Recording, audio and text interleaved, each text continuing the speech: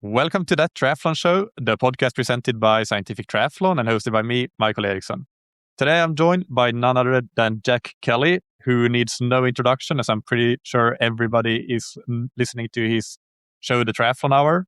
Today, though, we're talking to Jack Kelly, the coach, and not Jack Kelly, the podcaster. So I think that this will be a really great chat, and more than likely we will be here for a while, as both Jack and I like to chat about triathlon quite a bit. Jack, welcome to the show. How are you doing? Hey, mate. Thanks for having me. We've talked probably for 5 years now, you and me, probably since we had our first conversation. So it's good to finally do a podcast together. Yeah, it's really good. We've had a lot of good chats off air, but let's bring a lot of interesting information to people on air as well. Before we get into the coaching questions and training principles and all of that fun stuff, can you just very briefly talk about your background in coaching and in triathlon in general? Yeah, coaching. So I have always been involved in sport in some way, and like as a teenager, loved fitness. And I feel like I was good at sport as a teenager because I was so obsessed with fitness. So I was always a very good runner, like very good at the fitness like component of the sports I was doing. And so I always wanted to go into like sports science at uni. I was always obsessed with following what the best coaches in different sports were doing. And so without realizing it, was kind of setting myself up for doing what I've been doing for the last 15 years, since I was probably like 12, realistically. Ultimately got into triathlon through the Australian Institute of Sport, did some like testing there and kind of got introduced to the sport. Went and did sports science at uni, had a crack at being a pro triathlete, was no bloody good, was like got injured a lot, had a bad bike crash, so I never kind of got back from. And then I kind of went into coaching and sports science in other sports, in AFL here in Australia, running, things like that, before eventually coming back to triathlon as a coach, age group coach, a couple of professionals, started the podcast. And now where we are today, where I would say like I consider myself a professional triathlon coach more than I do anything else that I do. How much of your work would you say is coaching then, if you can put a percentage to how you spend your time? 99, probably 95 to 99, most of it. You must work hard then, because your podcasts are already pretty long. So if you do one every week, then that's a lot of time spent coaching. Yeah, you know how everyone these days complains about, my screen time's too high. I need to get my screen time down. I was on my phone for 6 hours today. Mine is my training peaks time. So my phone time is not that bad, because my training peaks screen time would be like, honestly, it would be like 5 to 6 hours a day. Like I'm just on it all the time, constantly tinkering, looking at things, going over things. It's beyond obsessed. You know what I mean? Yeah. No, that's I completely get that. Is there something other than how much time you spend on training peaks that people might be surprised to learn about your day-to-day work as a coach?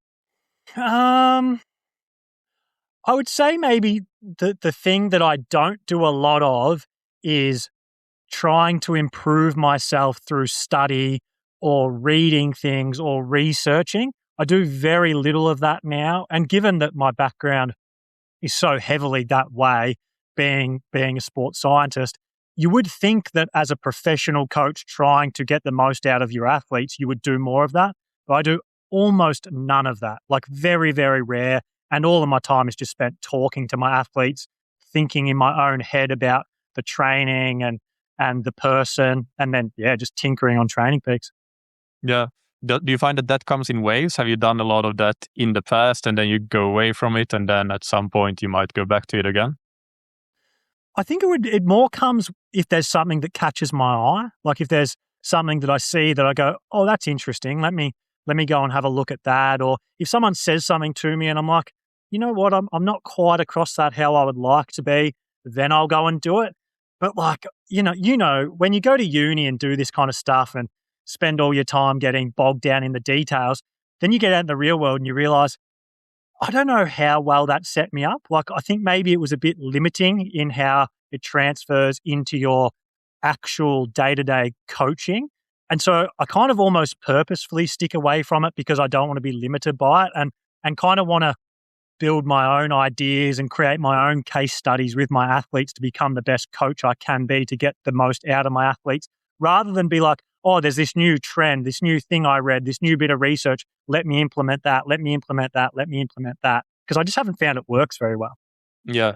I had a conversation yesterday with, so it will be last week's episode by the time people hear this, with cycling coach Colin Moore. And one of the things that we talked about was he highlighted observation as something that is really underrated for improving your own performance. And I think that translates equally well to if you're a coach trying to improve your athlete's performance. So like you say, talking to your athletes, looking to what's happening in their training peaks data and all of that, and just being attentive to those things and really detail oriented with it, I think can very often be much more important than trying to find the perfect training protocol from the latest studies and so on. And but that brings me to actually an interesting question. So you coach mostly remotely, I assume? Yeah, almost exclusively remotely, outside of a few camps here and there. But I don't coach a single athlete in my town where I live in Melbourne here in Australia. So if I do catch up with an athlete, it's text, it's phone, or it's the very rare camp. How do you find that what are the pros and cons with that compared to something that is more in person all the time, or at least a lot of the time? So I have done long periods of in-person stuff in my past coaching life, and I've done some pretty lengthy camps with my current crop of professional triathletes I coach, and like let's say like 6 to 8 weeks. And I would say that the con of being face-to-face is that you get a bit too involved in the overthinking and emotions that come with being an athlete. So you realize that you're, without meaning to, getting a little bit caught up in what your athlete is telling you about how they feel or about what they think. Whereas when you're coaching remotely, you spend far less time actually buying into what they say. You spend time listening, but it doesn't impact the decisions you make in how you program or the training you set that day as much as it does in person. So a lot of people look at that and they go, well, that's one of the strengths of being in person is you can adjust more on the fly. You can be really in tune with how the athlete is feeling. But unless you're really good and unless you can step back, I actually find it more of a hindrance than I do a help. And so I really think that I'm getting more out of my athletes by being a remote coach than if I was there. I don't know if that's true if you lived with them in the same town as them day in, day out for like a year, 2 years, 5 years, because I've never done it. But, you know, when it comes to camps or being with them for 2 or 3 months, I find it a little bit tricky personally. Yeah, no, I totally see that. And also, especially if you spend in a camp situation, you might spend basically the whole day with your athletes, including meals. And so it gives you very little time potentially to actually review the objective data, which is absolutely not everything. The emotional side and the feelings of the athletes are important as well. But I completely see where you're coming from there with, yeah, maybe that gets an outsized priority compared to looking at what's actually happening objectively. Yeah. And I would say that a cornerstone of my personal philosophy as a coach is that you shouldn't adjust your training too much. I think that the best coaches and the best coach-athlete partnerships are built on a foundation of setting a program, whatever that is, whether it be 4 days, 7 days, 14 days, a month for some people, and following it as close to possible, as close to perfectly as possible. You know, like it doesn't mean that you're going to nail every session. You might have to reduce the power of some bike sessions or the pace of some run sessions, or maybe it's hot, so you have to adjust things. But you still pretty much get the session done as it was intended to the best of your ability on that day. And the further you go away from doing that, I would say my belief is the worse the program and therefore the physical outcomes in fitness and performance are going to be. So yeah, that is why I think remote coaching is actually highly effective, because there's less time for you to get caught up in it and kind of together with the athlete decide to change things. that brings me to one other sidetrack, and then we'll get back on track, I promise. But that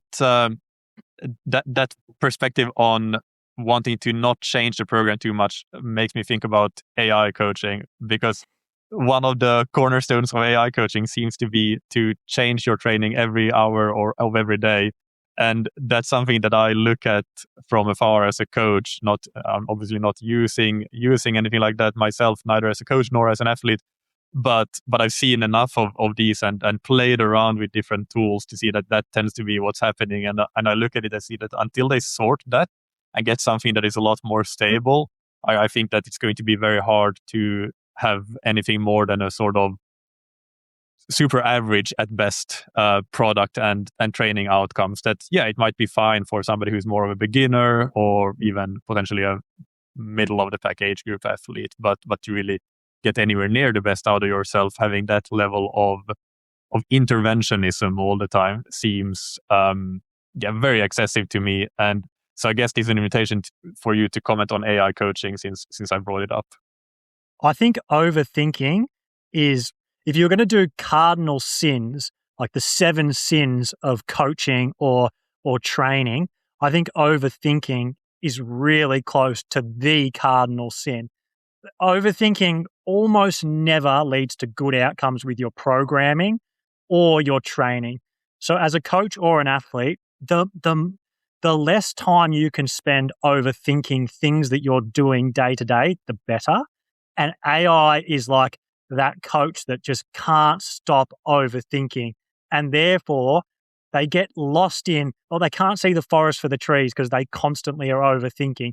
So, yeah, I try to not be that as a coach. I think that's like a very bad trait to have as a coach.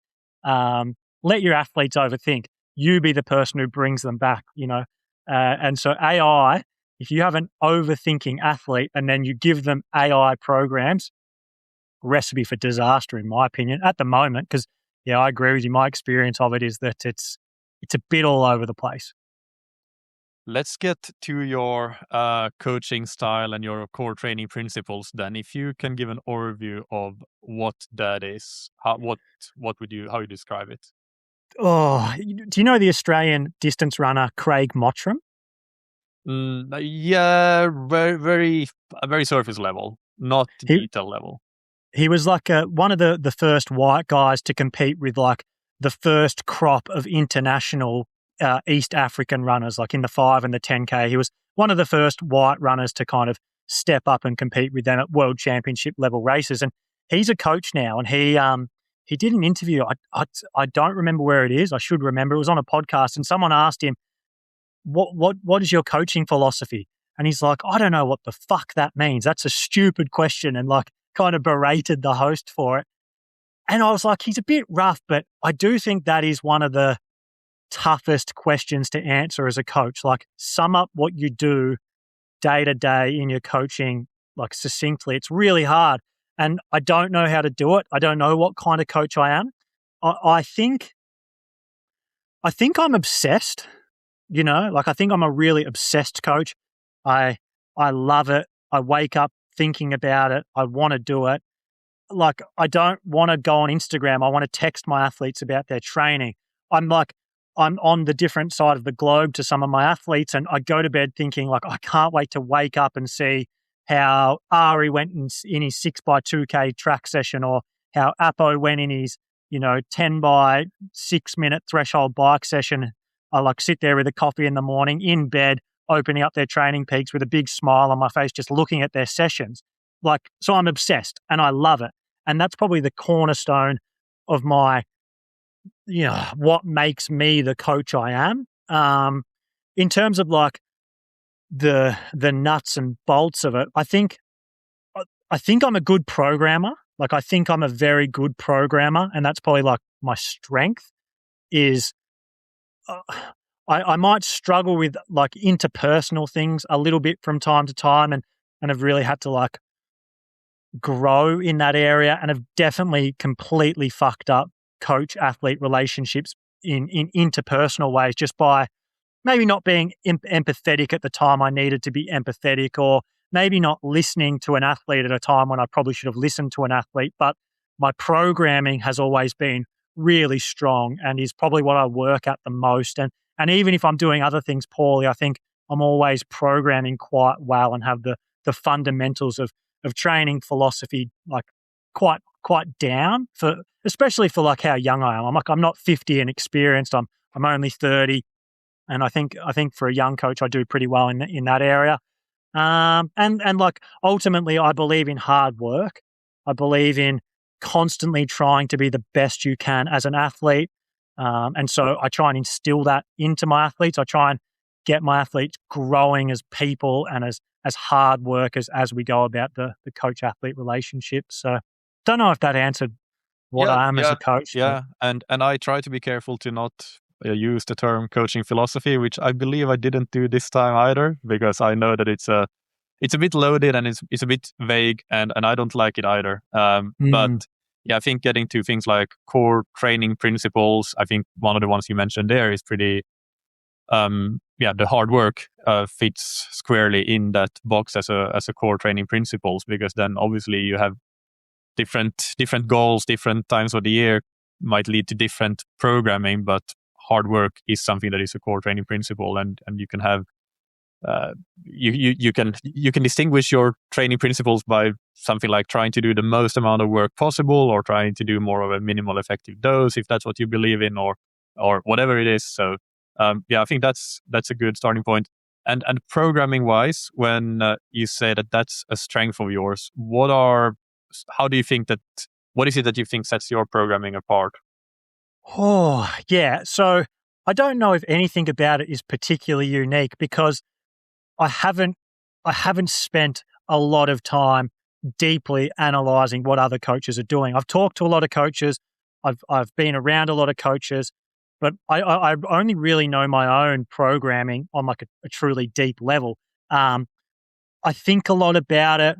I spend a lot of time thinking about the individual athlete and their profile and where I think they need to get to in a month's time, 6 months' time, 12 months' time, 2 years' time, and program accordingly. And I will often not get too caught up in, hey, what are we doing in the next 3 days or 7 days, and take a more long-term approach to where is this athlete now and where am I trying to get them to?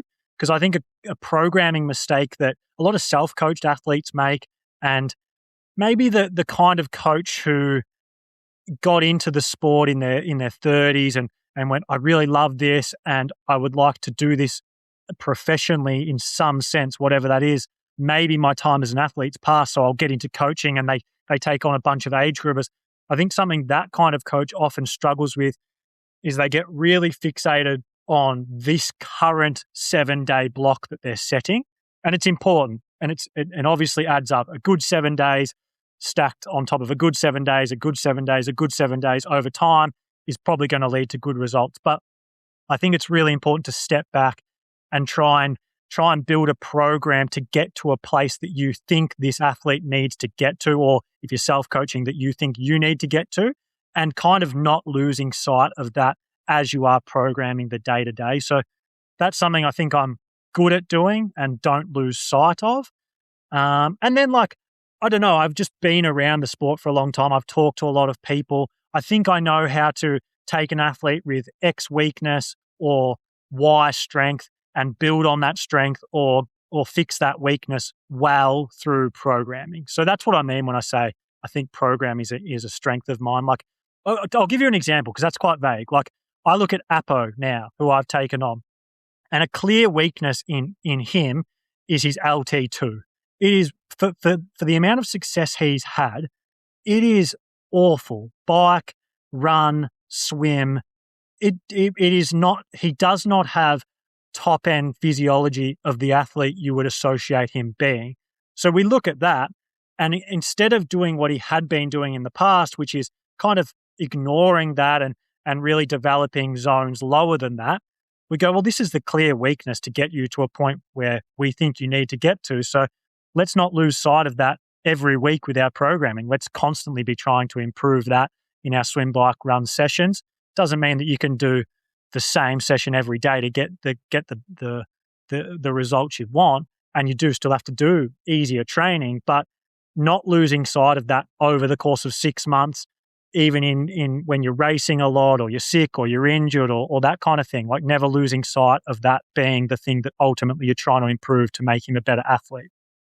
Do you think that the discussion about training strengths versus weaknesses, then where do you stand on that? Because in this example, it sounds like you're really focusing on the weakness. The counter argument to that is that if something is a weakness, that athlete might have less of a talent for developing that in the first place, and thereby focusing on their strengths and make them as strong as possible is what will make them more successful. So where do you stand on that?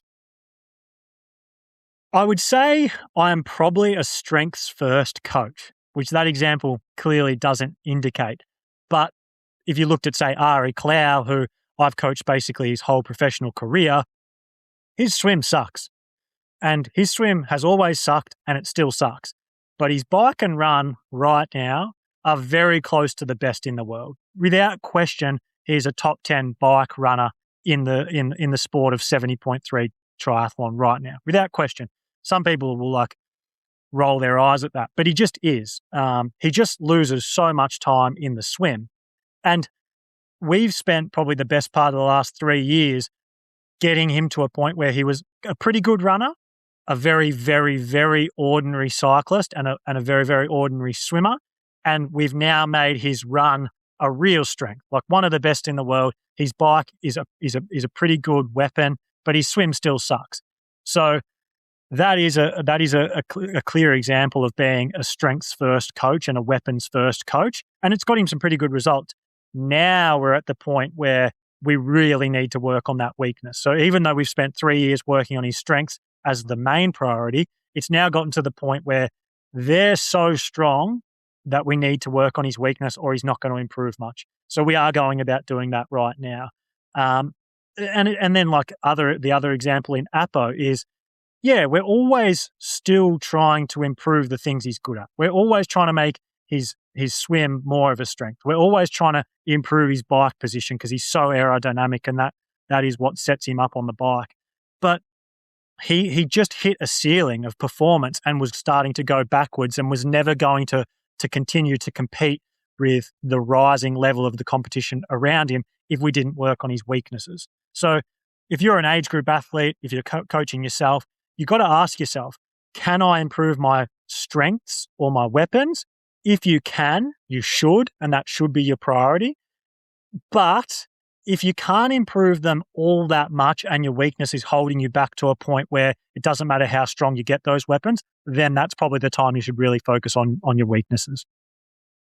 Yeah, that's an excellent answer. And I think that Ari example was really great. And that's probably where I come down on it as well, that strengths first, but at a certain point, you might hit a ceiling where you need to work on your weaknesses. But especially for age groupers where that you're less likely to hit that ceiling, and it's always about improving your time, then, or almost always, being more strengths first, I think, is what I've found to be more successful. I'm going to ask you about a few things, a few aspects of coaching and training, and I wanted to answer them not rapid fire, but sort of succinct, and let's see how this goes. We'll start with excellent basics versus no stone left unturned. Yeah. I think that doing the basics well is a pretty good foundation to stand on, right? I would say that every good training program does the basics well. So huge believer in it. Even if it's not something you think about all the time, you are always trying to do the basics well as an athlete or a coach. The no stone left unturned things I find interesting because I don't think it matters that much. I think it's like if you look at a coach and you're like, geez, they're really focused on all these things that a lot of other coaches aren't doing, they're probably either a pretty shitty coach or they're not actually doing those things as much as you think they are. And it might be like some marketing hype or a social media thing. The good coaches are obsessed with the basics and the fundamentals and instilling that in their athletes. And if your coach isn't about that, but they're obsessed with like 1%ers, or I don't know, an example I use all the time is doing an FTP test with you once every 4 weeks. I just think you're with a pretty bad coach, in my opinion. Whereas if you have a coach who's just always focusing on doing the fundamentals well, you're probably with a pretty solid coach. And specificity versus general fitness on swim, bike, run.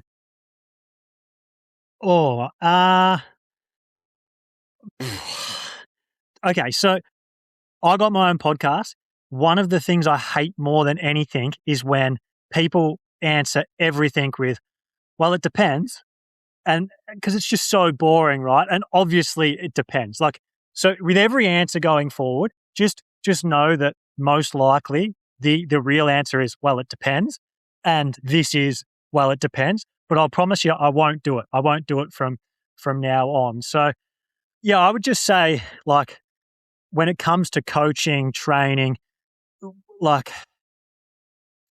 I would say for almost everyone, the best indicator of how you're going to perform is the training that you've done at the top end of your training zones, not at the bottom end. When it comes to performance, right? Not just day-to-day fitness or your enjoyment or anything like that. I think that if you looked at like the top 5 finishes at Kona, for example, a 7, 8, 9 hour event, if you took all of their LT2s or even their VO2 maxes, to be honest, and compared them with, say, the top 5 age group finishes, you'd find the professional LT2s are way higher across the board. Their VO2 maxes, maybe they are, maybe they're not, they probably are, but their LT2s definitely are.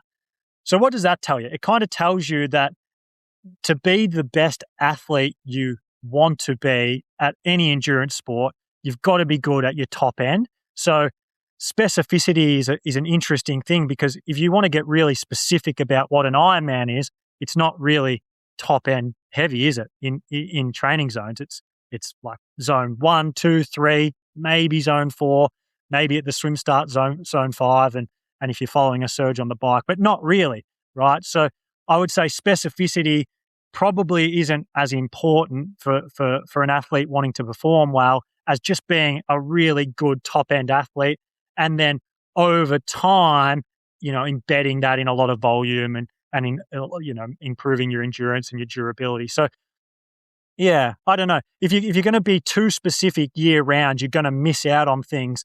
If you were just focusing on a more general program where you're trying to improve everything, where you're trying to add VO2 max training, threshold training, easy training. I got there in the long way, I think, but I would say that specificity can be a bit of a crux, and you shouldn't focus on it too much. You should use it at the right times. And in general, a good program probably just has you trying to become a better all-round athlete at the top end of your zone, at the bottom end of your zones, at all times. Yeah. I mean, your LT2 kind of sets the ceiling for your performance across all triathlon distances, and your VO2 max sets the ceiling for LT2. There was a new paper, I think it was by Andy Jones and his group, that looked at the old sort of Joyner determinants of performance, economy, VO2 max, and fractional utilization. But they did this in a more widespread group of athletes, with everything from really high level athletes to very recreational athletes, and found that contrary to previous beliefs, fractional utilization matters very little compared to VO2 max when you take a group like that with a wide spread of abilities. In a very homogeneous group, like all elite runners, let's say, VO2 max might be less important than fractional utilization, especially for something like the marathon. But when you look at the wider range, for age groupers listening, like your VO2 max sets the ceiling for LT2, and your LT2 sets the ceiling for, or VT2, however you want to measure it, critical power, sets the ceiling for triathlon performance across all distances, really. And training volume.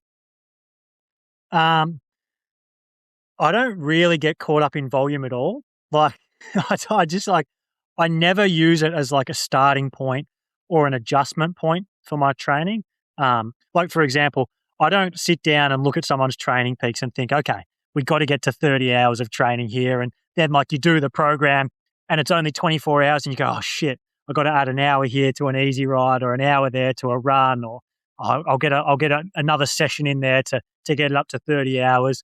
I kind of keep my eye on it, especially like when weeks of training accumulate. Like I keep my eye on like, hey, what's their training load been over the last month or the past 2 weeks? Or am I getting a bit of a sense that this athlete might be struggling in their key sessions a little bit? And if they are, volume is something I'll look at. Like, did they do a bit of an outlier volume last fortnight? Like, did they do 40 hours in the last fortnight instead of 30 to 35 that they have been sitting at? Okay, they did. That explains why maybe their key sessions are struggling a little bit. So I would more, when I think of volume, I don't want to kill an athlete by doing back-to-back-to-back weeks where the volume's too high that they can't tolerate it.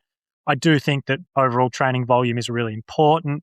I do think that ultimately it's a pretty good predictor of performance, like looking at an athlete and being like, well, they've trained on average 20 hours a week for the last 2 years.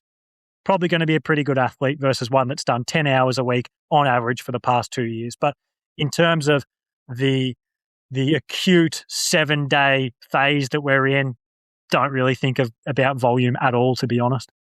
Yeah, because 20 hours, for pretty much anybody listening, I'm sure it sounds very low on a professional level, but it's 1,040 hours for the year. And exactly. That's not that easy to get to. Even a lot of athletes that might typically do 25, 26, 27 hours might not get to that because of racing and travel and injuries and time off.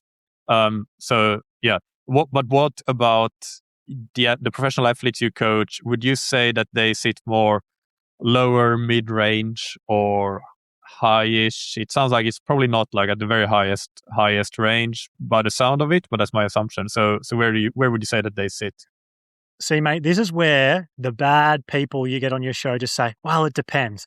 Because, like I said, it does. But generally speaking, I probably sit like mid to high volume as a coach. Like I'm not a coach who sets a lot of 35-hour training weeks. Like I've done it a handful of times.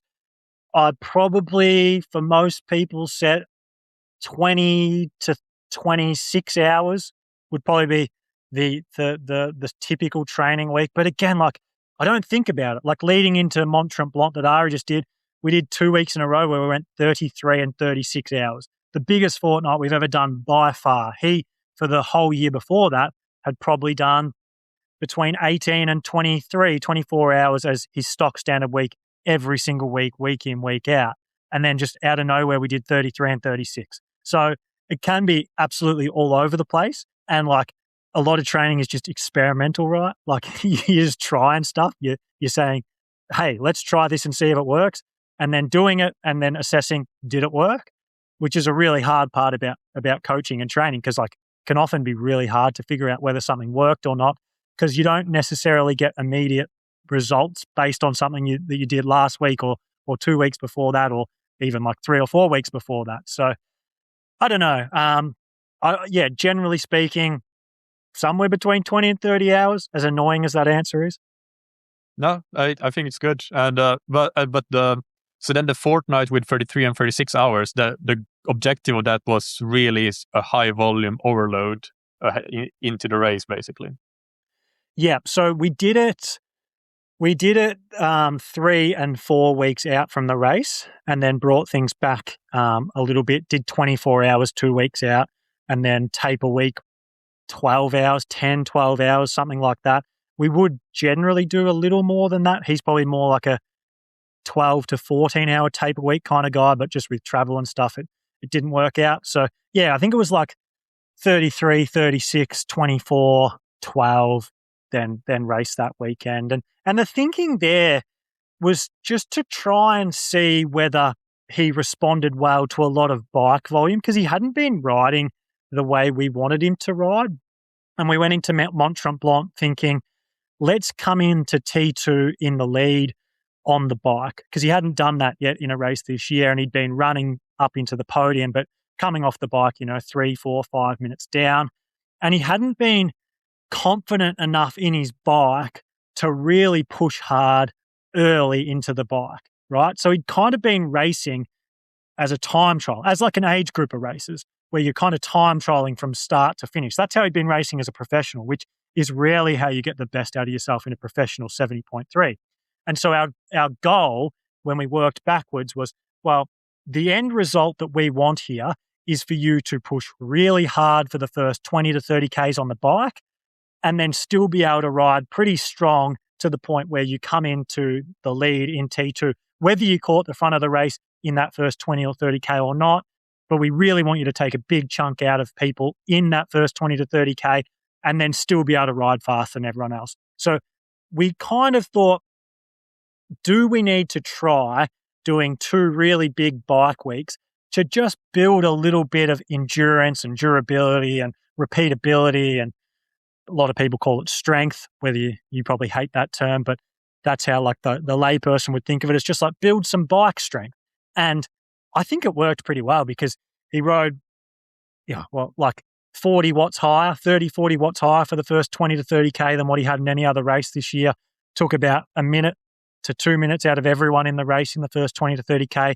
Held on, came into T2 in the lead and ultimately went on to win the race really easily with his run. So yeah, that was the thinking there. Like it was just a bit experimental. We think it worked. He pushed the highest average power he ever has in a 70.3 bike. He rode really strong early and didn't fatigue. Didn't show any signs of fatigue from both subjective him reporting back to me on how he felt and the sensations he had, but also from the data. There was no drop off. There was no big rise in heart rate throughout the bike or late in the bike or anything like that. So yeah. Yeah, clearly it worked. Intensity then? The cornerstone of my programming, I would say, training intensity and sessions. I don't think about volume, but I think about sessions all the time. Like I'm obsessed with sessions. I think that the main priority of anyone's training program should be the sessions they do, the intensity, the high intensity sessions they do. Whatever that be, whether that be a VO2 session or a threshold session or even an LT1 session. But just anything that's not, purely zone 1 or low end of zone 2, everything above that should be the thing you're thinking about and structuring your training around. So let's say an athlete's threshold on the bike is 300 watts. And we think that's not good enough. Your anaerobic threshold needs to be 330 watts for you to be competitive at this level. I would then think about the 1, 2, 3 bike sessions that they're doing all the time, obsessively so. And I think that nailing those sessions, like session after session, week after week, month after month, year after year, is the cornerstone of high performance and the cornerstone of getting the most out of yourself as an athlete. And less important if you don't care about performance. Like if you're someone who just loves exercise and loves training and wants to be as consistent as you can and never wants to miss training or have to skip training, then intensity is probably not important for you and you should just focus on getting out there and staying healthy and staying injury-free. But if you care about performance, then yeah, training intensity and your key sessions is everything in my opinion. And I'll drop volume, I'll drop duration, I'll drop frequency, I'll drop whatever I need to do to ensure that sessions are being done and being done well consistently.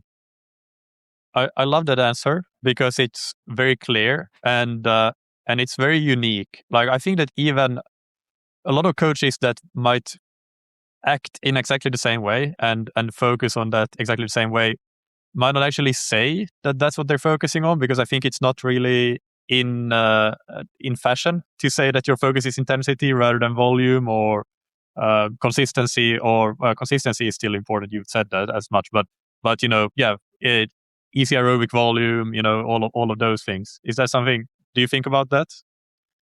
I had this conversation with Ari literally this morning. I think that to a degree, there's been a bit of a hijacking of what actually works versus what is, for some reason, considered acceptable to talk about. And I don't know. I just think there's been a bit of a softening of coaches and of training and talking about the truth of what gets the most out of an athlete. It's kind of like you can get gossiped about as a coach if you just talk about the things that actually work, because for whatever reason, it's not in vogue to talk about, hey, if you want to be the best athlete in the world right now, you got to work fucking hard. You've got to train fucking hard. You have to do insanely hard sessions. You have to do them all the time. There's no way around it. No amount of volume that you think you can do will ever make up for the deficit created by not doing sessions well or frequently. So I don't know. I just try and say it how it is. Like, you want to perform well, you want to be the best swim, bike, runner you can be, make sure that you're doing a lot of sessions year round. Make sure that you're progressively overloading them. Make sure that you're always prioritizing them, even if it means throwing out some of the easy stuff. Is your approach that each session is like a pretty big challenge for the athletes, or is it more that, yeah, it's a hard session, but it's always manageable and you just do quite a lot of them throughout the week and you can accumulate many sessions frequently? Oh, you're making it really hard for me to not go against what I said I was not going to do. Generally speaking, you are better off to be on the easier side of sessions so that you can get them done, get the duration of the session done. So like just do the reps, do them at the pace or power or speed assigned, and then go again the next day or the next day, or whenever the next session is.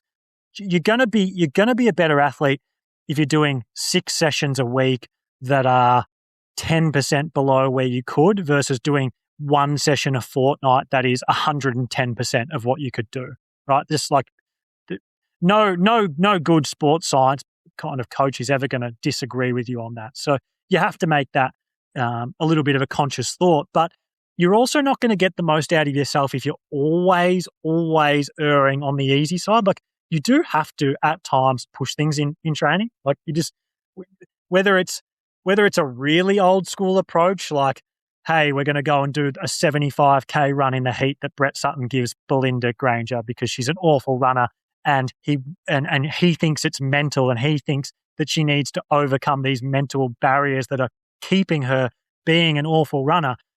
And she actually ended up going and becoming quite a good runner because he just made her so mentally hard by doing the craziest shit ever.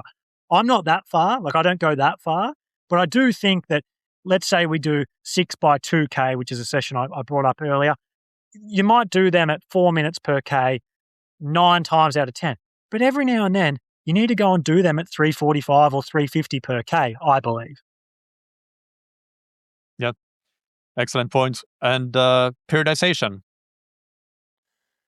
Yeah. Like when you're at uni, right, and you're doing sports science, the word periodization just gets talked about all the time. Like, you probably hear it on day one of uni and it gets talked about all the time. And you think about it all the time. And then you get out there in the field as a coach and you don't think about it all that much. Like, not as much as you thought you were going to. And I probably think about it less and less and less, and I'm less and less concerned about it the better I become as a coach. I think early days I was a bit more concerned about it. I actually don't think in general periodization is that important. I think that you can't be pushing 7 days a week all year round. So you do definitely need to read yourself or read the athlete if you're coaching an athlete and know when rest is required, or, maybe you've had a year where you've done 15 races. So you need to go, let's take an off season. Even if it's probably not what's going to get the best out of you in the next 6 months, it'll probably help you in 12 months' time when we're back at championship season in races. If you're an age grouper who's only doing 1 race a week, I don't know, periodization is such a funny thing there because you have 1 race you want to do well at. So you could argue your entire program needs to be periodized up until that. But I would probably lean the other way and say, you're not actually periodizing anything. You're just going to spend a year getting as good as you can until the day that race comes and hope that you've done things well, rather than because ultimately, what are you trying to do? Well, you're just trying to improve all the time so that by the time you get to that race, you're the best you can be. So like if that's periodization, then I guess I think about it, but I don't go like, oh, well, we need to do this phase here and then follow it by doing this phase and then follow it by doing this phase. Like I kind of more have the mindset that I'm always trying to improve the athlete pretty much across the board, year after year, week after week, month after month. Like I don't follow either a traditional or a reverse periodization model. I don't even think about it anymore. Yeah. No, I think that's a good answer. And I didn't do sports science at uni. I did engineering, so I don't actually know. But it is fascinating that it is talked about so much in that context, because there's so little good science on it. It's mainly just theories, right? It's not there's very few, if any, good controlled studies on periodization, and definitely not specifically to endurance sport. A lot of it is more like strength training and things like that, which is a lot less complex in that you have very few variables that you're changing all the time, especially compared to multi-sport like triathlon. So yeah, I think. But mate, welcome to sports science. Like this is what I talk about when I say that it's kind of like scientific coaching has kind of been hijacked recently, because if you've been on the process of like becoming a sports scientist, and like I don't consider myself a sports scientist because I'm not working in a lab ever. I'm not involved in research ever. Like I just don't identify with that. But when you go and do like a sports science degree, or you go and work in jobs where they require you to have that degree and or that background, and you kind of are forced to bring it into your work, what you figure out is that we actually know very little, and that all of the study and research that this person who thinks they know a lot about sports science but hasn't actually ever been involved in it, all this research that they cite and talk about is quite poor. Like it was done for 6 weeks. It doesn't prove shit. Like this is endurance sport.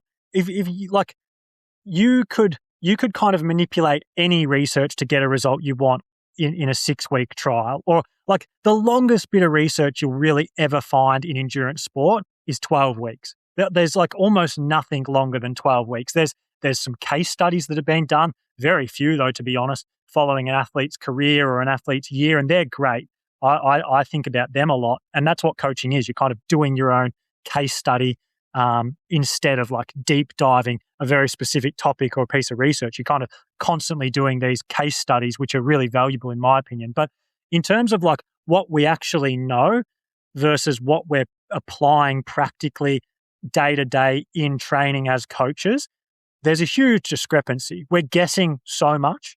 We don't know even nearly as much as you might think we should know, but we're really just following what we're seeing works, or copying what we're seeing works. Like, hey, Christian Blumenfeld does this. It seems to be working.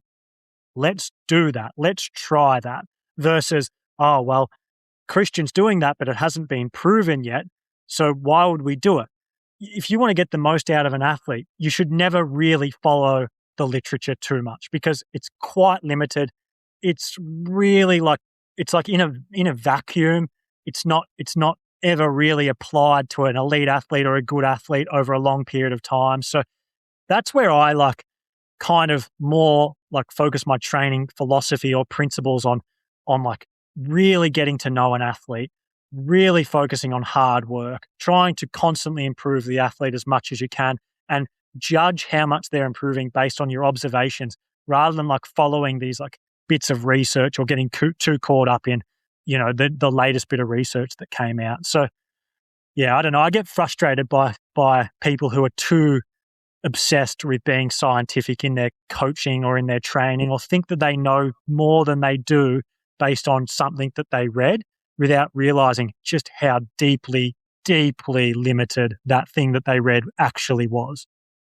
So based on that, we got some questions from a few of your athletes, and Ari Klau asks, would you consider yourself a scientific coach? No, I wouldn't probably. Like in terms of how qualified I am, sure. before I was doing triathlon coaching, I was employed in kind of sports science fields, like doing programming and overseeing strength and conditioning and the fitness of professional athletes in other sports. And I don't know, you kind of, if you were talking to someone, you would tell them that you're a sports scientist or you work in a sports science field. But I hate it. Like I get really frustrated when I see coaches trying to be too scientific and think too much about the science. I think it's super overrated, and I focus on other things, and I focus on, like I've talked about, hard work and you know what I focus on a lot? I focus on creating stories with athletes and the motivations of athletes and trying to get the most out of athletes psychologically just as much as I do physiologically. So I probably use sports science even without knowing it in my programming, and it probably does build the foundation through which I think about programming and training. So maybe I'm being a little bit hyperbolic, but when it comes to like my athletes and getting the most out of my athletes, something that I do from the moment I start to coach an athlete is I start trying to build a story with them. So I'll try and instill belief in them and go, hey, this is what I think you could be. Like, look at this or that. This is what you could do. Or if we do these things, this is what you could become or where you get to. And then on a day-to-day basis with that athlete, I'm constantly going back to that story I'm trying to tell and trying to instill inside my athlete, because every human, right, walks around day to day, whether they're an athlete or not, telling themselves a story, right? You wake up and the thing that you're going to do that day, the things that you're going to do, the work that you're doing, the relationships you have, who you're trying to be, what you're trying to do, what you're trying to achieve, it all comes from this internal narrative that we all have. Like, I really want to do this. I'm going to do this, this, and this to do this. That is very important as like part of the human existence, and no more so than an athlete. If you take Ari, who asked that question, for example, we are on a day-to-day basis building this story that we're both telling each other and like cultivating and constantly trying to, like make the snowball bigger with this story of we're going to be the best in the world. And like, I try and instill belief in that story and in that vision so deeply, and like just try and ingrain it, and I obsess over it and I talk about it all the time. And it's like a big strategy I have with my athletes, so that when I ask them to do a session or a week of training, they don't even question it, because they're not getting too caught up in the details of that session or that week, because what they're actually trying to do is get themselves to the point that we're constantly talking about, or this end point, or this like goal that we've set in 4 weeks' time or 8 weeks' time or 6 weeks' time. So they know that what they're doing day to day is to get them to this end place. And so I don't know, I think I'm like a psychological coach more than I am a scientific coach. Or I just try and ingrain all these reasons for why we're working hard and why we're doing the thing we're trying to do. And I think that probably makes up the cornerstone of my coaching more than like, oh, it's really important that you take lactate on reps 3, 4, 7, and 9 of this session, and we obsess over your heart rate in this session, or, hey, mate, make sure you wear your heart rate monitor for that bike ride. Like, I don't care that much. I'd much rather you not do those things and instead go out there and enjoy your training and work really hard and be motivated and disciplined in your training. Yeah, I think that makes sense. But also, like, it really depends on how you define science. Because for me, as a coach, a scientific method really is what we talked about before with observation. Like, if you're systematically trying things and you're observing the results of it, like your example with Ari's 2-week volume block, like you said, there are always confounding variables, like how long does it take for an intervention to have an effect. But that's the original science. The original science wasn't these sports science controlled studies, double-blind, randomized, crossover, etc. It was, you had a few really smart people that were doing experiments, and coaching is that kind of science in a way.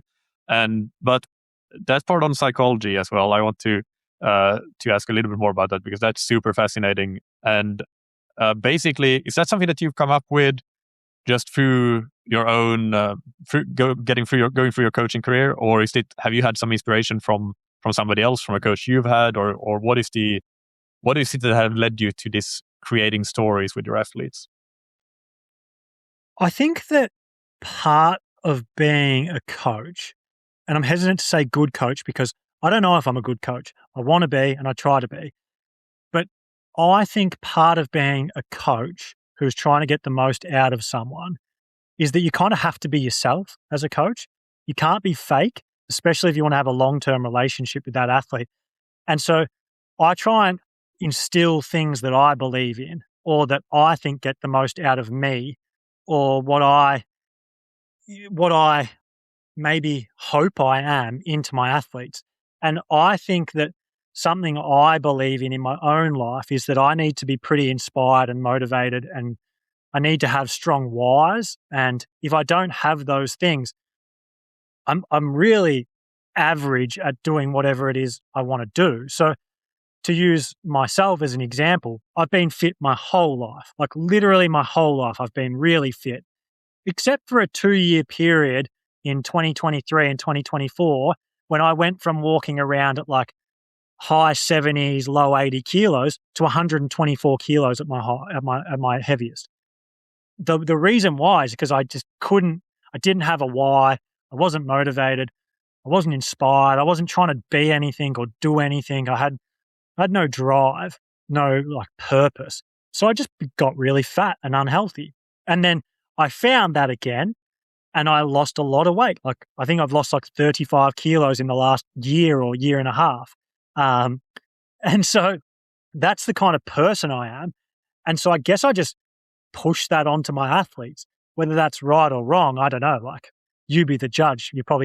Some people probably hear that and think that's like kind of weird. But the people who get that and resonate with that will understand. And so I just try and put that onto my athletes. Like, I think to be the best version of you, you need to be telling yourself a story and creating a narrative as to why you're doing the thing that you're going to do, because it's going to help you get out of bed in the morning. It's going to help you do the session that's tough. It's going to help you go for a long run when you really don't want to, or when weather's poor, or I don't know, when you're just struggling to be motivated. You've got to have something deeper than just whatever superficial thing might get you out day to day. You've got to have a really strong why and really strong purpose and really strong narrative and story. So that's why I do those things. Yeah, I don't think it's a controversial take at all that having a purpose, having a why is going to help an athlete perform better, perform more consistently, even on the days when they might not feel like it. So I think that's a very very cool strategy that you have. And it is different for every athlete, I think, is important to know, right? Like, so there's this particular element of coaching from my experience to this point has never been close to the same for two different athletes, like not remotely close. It's why it's really important to get to know your athlete as a coach, and why you probably, if you are an athlete and you want to coach, it's important to have a coach that you feel like tries to get to know you. Because like, you got to figure out what's going to make a certain athlete tick. You know, like Appo, who I coach, who is kind of sick of triathlon, to be honest. Like, he is, and he was going to retire before we started working together. Trying to figure out, how can I motivate this guy who's been around for 20 years and is sick of it, is so different to how do I motivate Toby Martin, who's an age group I work with now, who, if I didn't stop, would seriously be doing 50-hour training weeks. Like, it's ridiculous how motivated he is. They're at the complete opposite ends, but I do the same thing with both of them. I tell them, I create a story and a narrative and a way to make both of them as passionate and as excited and as into their training as possible. The stories are completely different, right? Like, the way I'm talking to them both and the day-to-day conversations I have with those two athletes could not be further removed from the other if I tried, really. So while the philosophy is the same, the way I go about doing it with each different athlete is always completely individual. Let's do a couple more of these quick hitting topics that are maybe longer hitting, than we were planning, but that's okay. It's very interesting. Let's do tapering next. When you say tapering, what do you want to know? You want to know what my thoughts on tapers in general are, or how I go about tapering athletes? Yeah, both of those things. I mean, mainly the general principles about it rather than the exact details. Okay. Quick fire. I don't think the taper is nearly as important as people probably think it is. I think that the years and months of training that you've done are what dictate race day performance. If you took 10 athletes on a start list and you could look at their last 6 months of training, but you couldn't look at the taper week they did, I reckon you'd be able to accurately predict 9, if not 10 out of 10 of how those athletes are going to go. Whereas if you took that same group and you couldn't look at their last 6 months of training, but you could look at their taper week, I think you wouldn't be able to predict how most of them are going to be performing. I think it would be a complete guess. So I don't think the taper matters that much. I think the thing that can help you taper well is just experience. The more tapers you can go through, the more races you can do, the better you're going to handle a taper week, because the key to a taper week is not doing anything stupid. And as long as you don't do anything completely stupid, you're probably going to be pretty good, whether you do 5 hours of training or 10 hours or 15 hours, or whether you have sessions in that week or don't have sessions in that week. You're really just trying to not do anything stupid and trying to get to the race in a pretty good mental position, being, not completely drained and exhausted because you've let all this nervous energy ruin your race. So generally speaking, my thoughts on taper, doesn't matter that much. Just don't do anything crazy.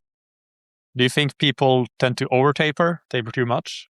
Yep, definitely. All right, so moving on to a few different types of questions. One thing that I'm curious about is, are there some things that you tend to butt heads with your athletes, or in the training, or in general in how you view triathlon and performance improvement? Not too much. Nah, not really. There has been, for sure. But at the moment, no. I probably don't work with athletes that are experienced enough to really butt heads with. If you had, I coached Jocelyn McCauley in 2025, and she's super experienced.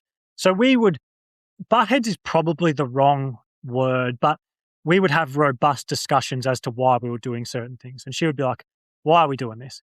And I would explain, and she'd go, "No, I don't want to do this."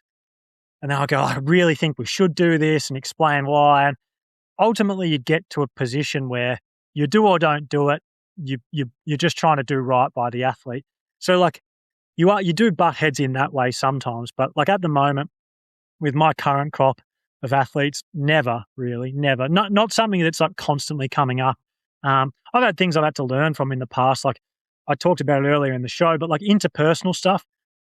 At times throughout my coaching career, I have not been empathetic enough and have had to really work on myself and being a more empathetic person to become a better coach. So I think I haven't fixed that. We're constantly trying to improve in how we treat people, right? I think that's just all of us. It's it's not something that anyone's really perfect at all the time. But I do think that it's really important to be the best, healthiest, fittest version of yourself as a coach so that you can be a really good, empathetic person. Because when I wasn't being that was when I was at my lowest with my own mental health and my own physical health and fitness. So fixing that's been a big thing to make sure I don't butt heads with athletes, so that I'm quite a calm, considered, thoughtful person who is empathetic with my athletes. Have you ever, maybe earlier in your career, let athletes dictate the way you coach too much? It sounds like you don't do it now, but is that something that you had to work on as well? Of course, yeah. So when I got into coaching, I was coaching professional athletes, men who were between 18 and 35 to 40, and I was 20. And so you're trying to have this position of authority when you're working with guys who are older than you, stronger than you, strong-willed, like highly motivated and disciplined and have formed their own opinion on things. And you kind of go like, why would this person listen to me? Like, I'm not as good at this sport as this person. I can't lift what this person can lift in the gym. But the one thing I probably did have there is I was like a good runner compared to those people. So they had areas where they would listen to me, where I could build some authority and then therefore build some rapport and relationship and that kind of thing. But early days with people in my coaching career, I got walked all over. And I don't think that's necessarily a bad thing. Like it kind of helped me learn when should you give autonomy to an athlete and when should you not give autonomy to an athlete. That's a really important part of coaching and training in general. Athletes need autonomy. Very rarely does like one athlete perform at their absolute best if they're being dictated to 24/7. It's generally not how you get the most out of an athlete. There's always this like push and pull with giving autonomy. Like you want to give as much as you can because that generally leads to a happier athlete who feels like they're in a little bit more control, even if they're not actually in control of what they're doing on their program overall. But you want to make an athlete feel like they have as much control as possible, unless it's too much and it starts to hurt things like your actual program setting.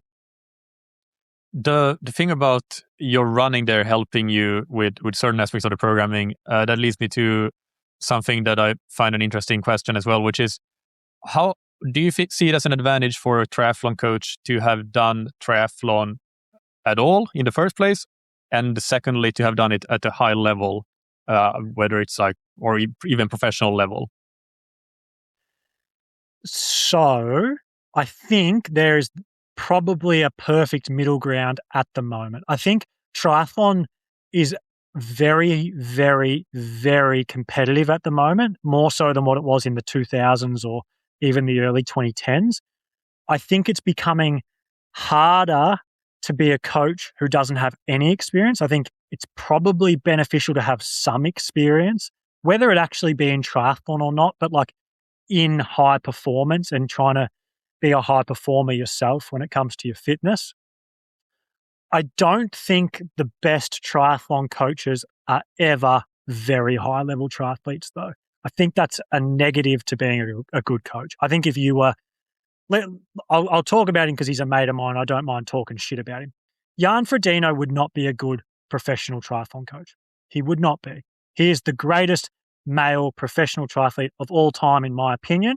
And as someone to go to for certain personality types to get some advice, brilliant, bloody brilliant.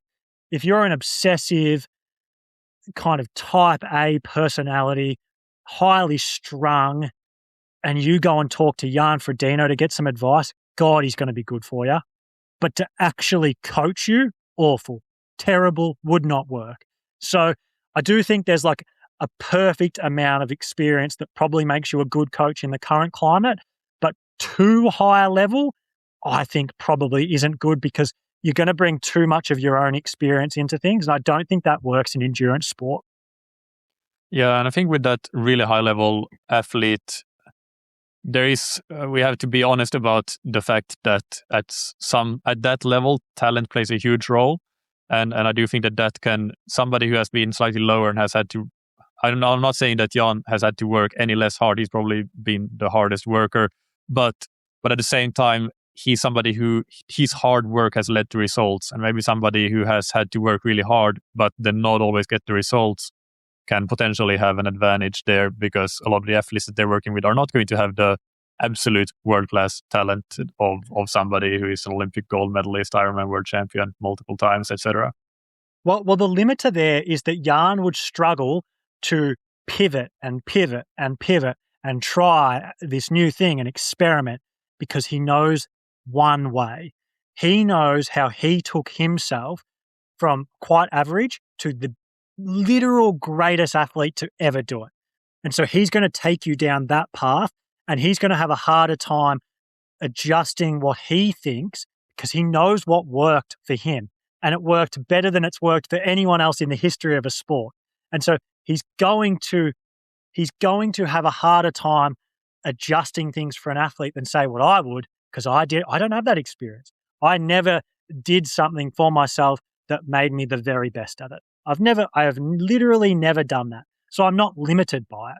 I'm so much more flexible and malleable and can adjust training or how I'm talking to an athlete or my expectations of an athlete, because I don't have like these ingrained hard and fast, this is what you have to do to be the best in the world, or this is what I knew for 20 years. So everything that I'm setting an athlete in training, whether I realize it or not, is hardwired, framed with my experience of what I did for 20 years. I don't have that. So I constantly experiment and try new things and change things because I'm not limited by what I did to become the best. And going back to what you said before about how you've worked on being more empathetic and that interpersonal relationship with athletes, is there anything else in your coaching, your training principles, or anything related that you've changed over time and that used to be very different? Everything, literally everything. You name it, it's changed. And still is. What is one of the biggest and most interesting changes? Okay. Let's go nuts and bolts. Let's go physiology. I used to think that volume was everything. Everything. I was obsessed with volume. I used to think that a long run was everything. I used to think that hills were great. I used to think that volume in the water was amazing. I now think that volume in the water is pretty much neither here nor there for most people. I very rarely set an easy long run for a triathlete. I barely ever set hill reps. I barely ever set hilly mid-long runs. All these things that I used to do week in, week out for my athletes, I just don't really do any of them anymore. Yeah, volume is a great example, being a nuts and bolts thing. What about racing? How big an impact do you feel that you can have as a coach on your athlete's performance on the race course? Of course, they get to the start line with a good fitness level, but how much can the way that you help the athlete potentially with strategy or motivation or whatever it is that you're helping them with, how big an impact can you have there? Yeah, 99.99% of the work should be done before race week. And like, I'll give you the example of Ari at Mont Tremblant again, that he won on the weekend. He, like I talked about earlier, he had been doing this same thing all year, which is losing a lot of time in the swim, time trialing the bike, running as fast as he could. It had been working well for him, but not great. And so in the block between his previous race and Mont Tremblant, we talked constantly through those 4 or 5 weeks about what we were going to do in that race and how we were going to train to implement what we wanted to do and what that might look like on race day. And we were constantly talking about it. And then during race week, we just solidify those things, like we just have a final phone call the night before the race and be like, we know what we're going to do. We got a plan. Let's go and execute that plan. But I'm not saying anything groundbreaking the night before a race to change the fortune of his race. If you're kind of waiting until that point, particularly in long course triathlon, it's very rare I think it'll have any impact. It'll probably just lead to some confusion. You very rarely might come up with this one thing that really resonates with an athlete that they obsessively think about during that race that helps them. But from a strategic standpoint, there's almost never something that you're going to randomly say or one little bit of wisdom that you're going to give the day before a race or on race morning that's going to have any real substantial benefit to the athlete. Maybe it does in short course, mate, but I don't have that much experience with short course coaching, so I can't really talk about it. But with long course triathlon, or let's say if you're doing the marathon or you're doing any ultra endurance event, 99% of the work psychologically, physiologically, should be done throughout the build, throughout the year, throughout the years, and very, very, very, very few things that you're going to say to someone on race week or the day before the race will have any real meaningful impact on how they actually perform. But in the example with Ari, then you had it's not about it being the day before the race necessarily or race week, but in the training you had already been working on the strategy together. So if you take an alternative universe where he had the exact same fitness on the start line, but you hadn't at all talked about the execution of the race, the tactics, do you think that would have made a big difference, or a very small difference, or no difference? Big difference. Yeah, big difference. If you look at the power profile of his bike on the day, he rode ridiculously hard for 20K, and it ultimately really helped him, I believe, and will help him going forward. So you can have an impact on the strategy that your athlete implements, and it can have a positive impact on how they race. And that's why I believe it's really important to build narratives and create stories and have goals throughout a training block or a training cycle or a training year. But yeah, to do it like the day before the race is just to solidify the conversations that you've been having. Now, it's not to say that the exact same thing wouldn't have happened, like the exact same result wouldn't have happened, but how he got that result would have been differently, because he wouldn't have pushed that hard early on the bike. And now he has the belief going forward into Boise that's going to be a stronger field.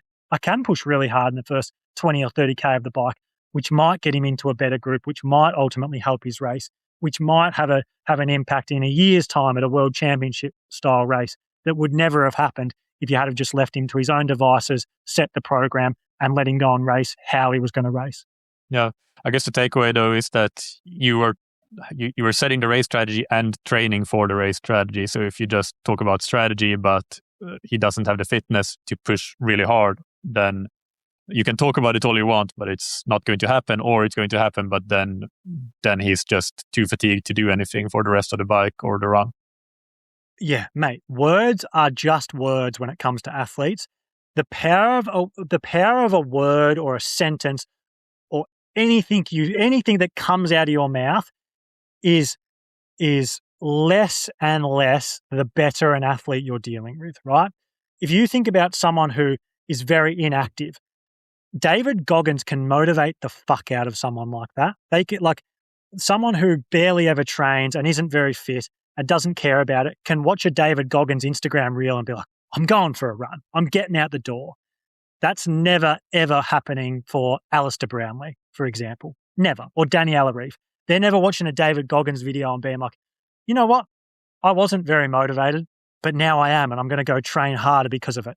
So when it comes to how you talk to your athletes and the things you say to your athletes, if your athlete is good, you have to be backing that up with actions, whether that be your programming or whether that be being your athlete seeing the fruits of the words you're saying to them. For example, having this conversation with Ari about this strategy that we want to implement.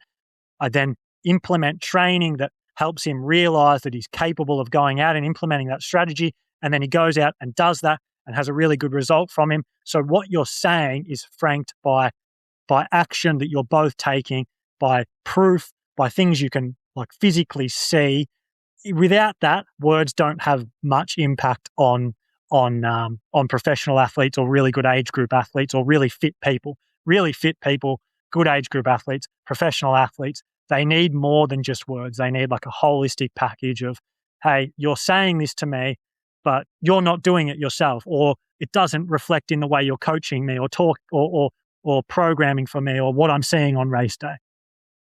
Yeah, that's well said. We're going to get into some age group questions, but one more sort of high performance question before that, which is, what do you think are the most pervasive myths about training and high performance out there? I hate, and you probably could have already guessed this about me, I hate the fear-mongering that is currently happening around fatigue. I hate it. I hate it. I hate it. And it's more and more prevalent every year that I'm involved in endurance sport. Like the obsessive use of the word absorb and recovery, like I hate them. I hate them. Every time I hear them, it's like chalk. It's like fingernails against a chalkboard for me. Like you really don't need to fear fatigue even nearly as much as most people in endurance sport at the moment will have you think that you do.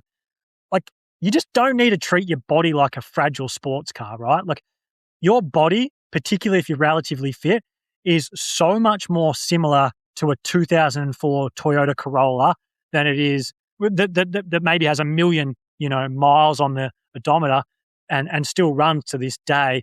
Like, it's so much more similar to that than what it is like a Ferrari 458, which I don't know if you're a car guy, but they were known for, they're a real high performance Ferrari back in the day. And they were known for catching on fire if you pushed them too hard. And that's how a lot of people talk about athletes, endurance athletes, like, hey, you're a Ferrari 458 that's going to catch on fire if you don't recover right now, or be careful, you're not going to absorb that training. It's an absolute load of bullshit. It is a myth. It is not real. Don't buy into it. Do not buy into it. And if you're someone who has bought into that and has made that a foundational belief of how you see human performance, try and get yourself away from it. Try and be uninfluenced, I would suggest, and realize how robust your body is and how much of an adaptive beast your body is. Yeah, I think I wouldn't go quite as far as you, but I do agree that there's too much fear about hard work in general, and about, there's sometimes too much fear about, like I said, absorbing training to the degree. And I think this is very common for age groupers when you're not doing a lot of training in the first place. And yes, there are a lot of outside stressors and they do matter a lot. But if you're not training, you're not going to get fitter. And sometimes, or a lot of time, done is better than perfect. So perfect would be to train a lot, train hard, and recover really hard. But if you can train quite a bit and train quite hard, even if your recovery isn't the best, then you can still improve. And unless you don't do something completely stupid, progressive overload is still important. You can't just go from 0 to 100. But if you're just working a little bit more, a little bit harder, then yeah, that's generally not going to be an issue. So I guess I'm gonna just position myself as not quite as much out there as you, although I really appreciate you doing that because that makes things interesting. But I agree with the sentiment and the direction that you're talking about.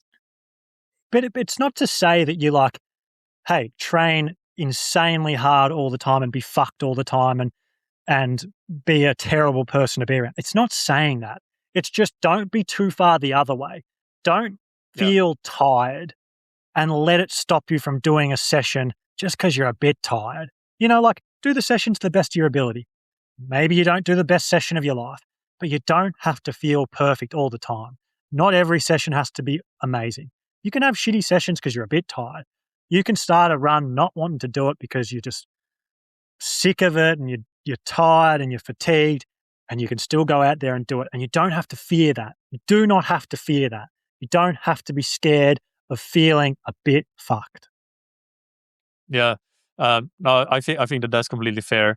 Do you have any rules of thumb? So, for example, if an athlete has a bad day of training, 1 session or 2 sessions on a day, and they don't feel good, the training they don't perform well, I don't care. If it's 2 days, I still don't care, but I make a mental note to see how the next day goes, the third day. And if it's 3 days, that's kind of my rule, the 3-day rule. That if it's 3 days of below average training, not just 1% below, but 10% below average, or a significant amount, a noticeable amount that is not just random chance, then that's the point when I start to I guess put myself on alert and think about whether we need to change something. It doesn't automatically mean change something, but it means that I will immediately consider, should we change the next day of training, right? So it's 3 days. Do you have a heuristic like that?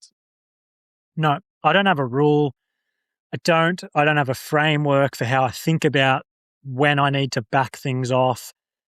I guess, annoyingly, I just use my experience and intuition and knowledge of the person and of training, and I don't even really know how I think about it, to be honest. Like, I hearing you say that, I go, I don't really know what I do. I don't fully know, but I definitely do it. Like, there's definitely times where I need to back things off with an athlete, or I need to make a change on a day.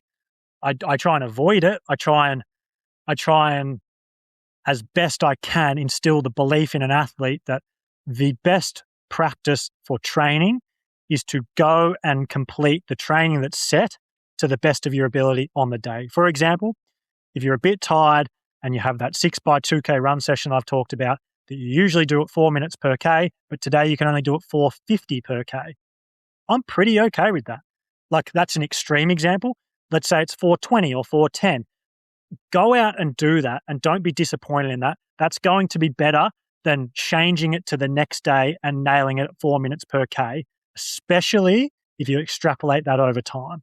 Too much tinkering and constant changing and having a session and going, you know what, I'm just going to ride easy today and push it to tomorrow, and then doing that the next week or the next session. Too much of that is toxic to a training program, in my opinion. So I try and instill in athletes, as much as possible, do what's set to the best of your ability, even if it's quite a lot easier than what's set. And then let's just move on rather than constantly changing and having to constantly adjust. I've seen that have way too many negative side effects and hamper training far more than I've seen it help. That was a good myth. Do you have any other ones that would be interesting to talk about?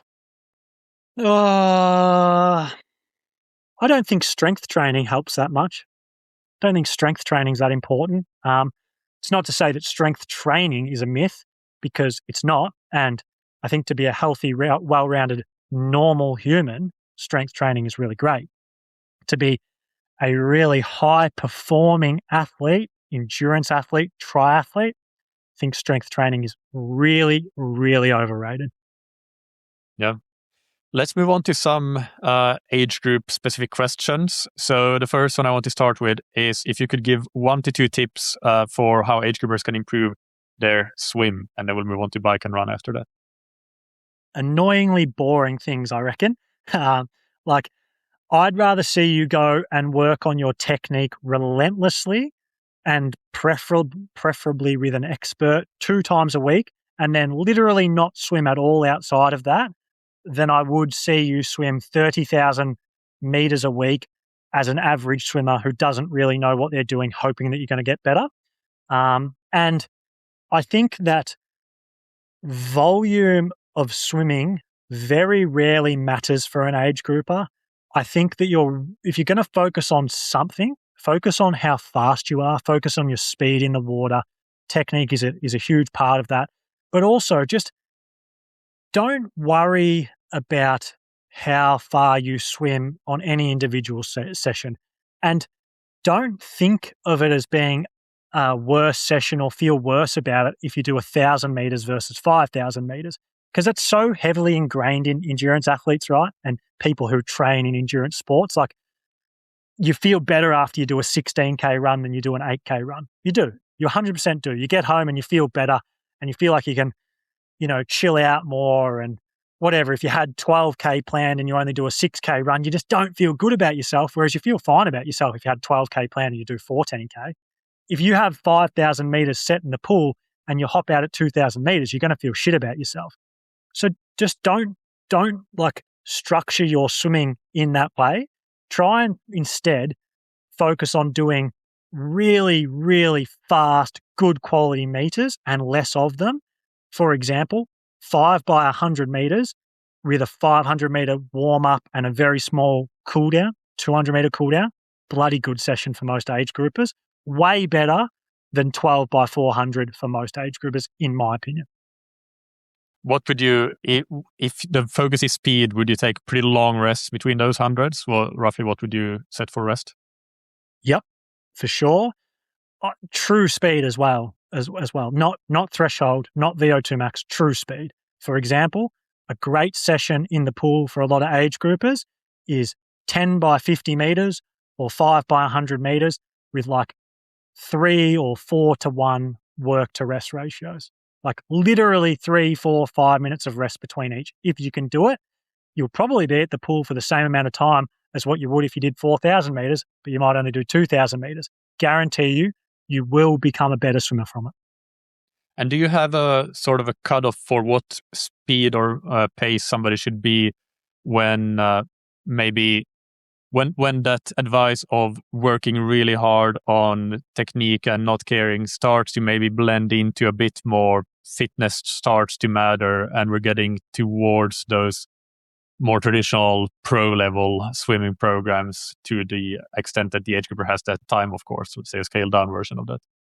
Again, I don't have a rule, but off the top of my head, my gut instinct tells me that if you're someone who can, let's say, do 10 by 100 meters and cycle on 125, maybe 130, you could consider volume as a little bit more important. If you're someone who can cycle on 120, this is meters, not yards, then definitely you should start thinking about doing a little bit more volume and focusing on your threshold a little bit more in the water.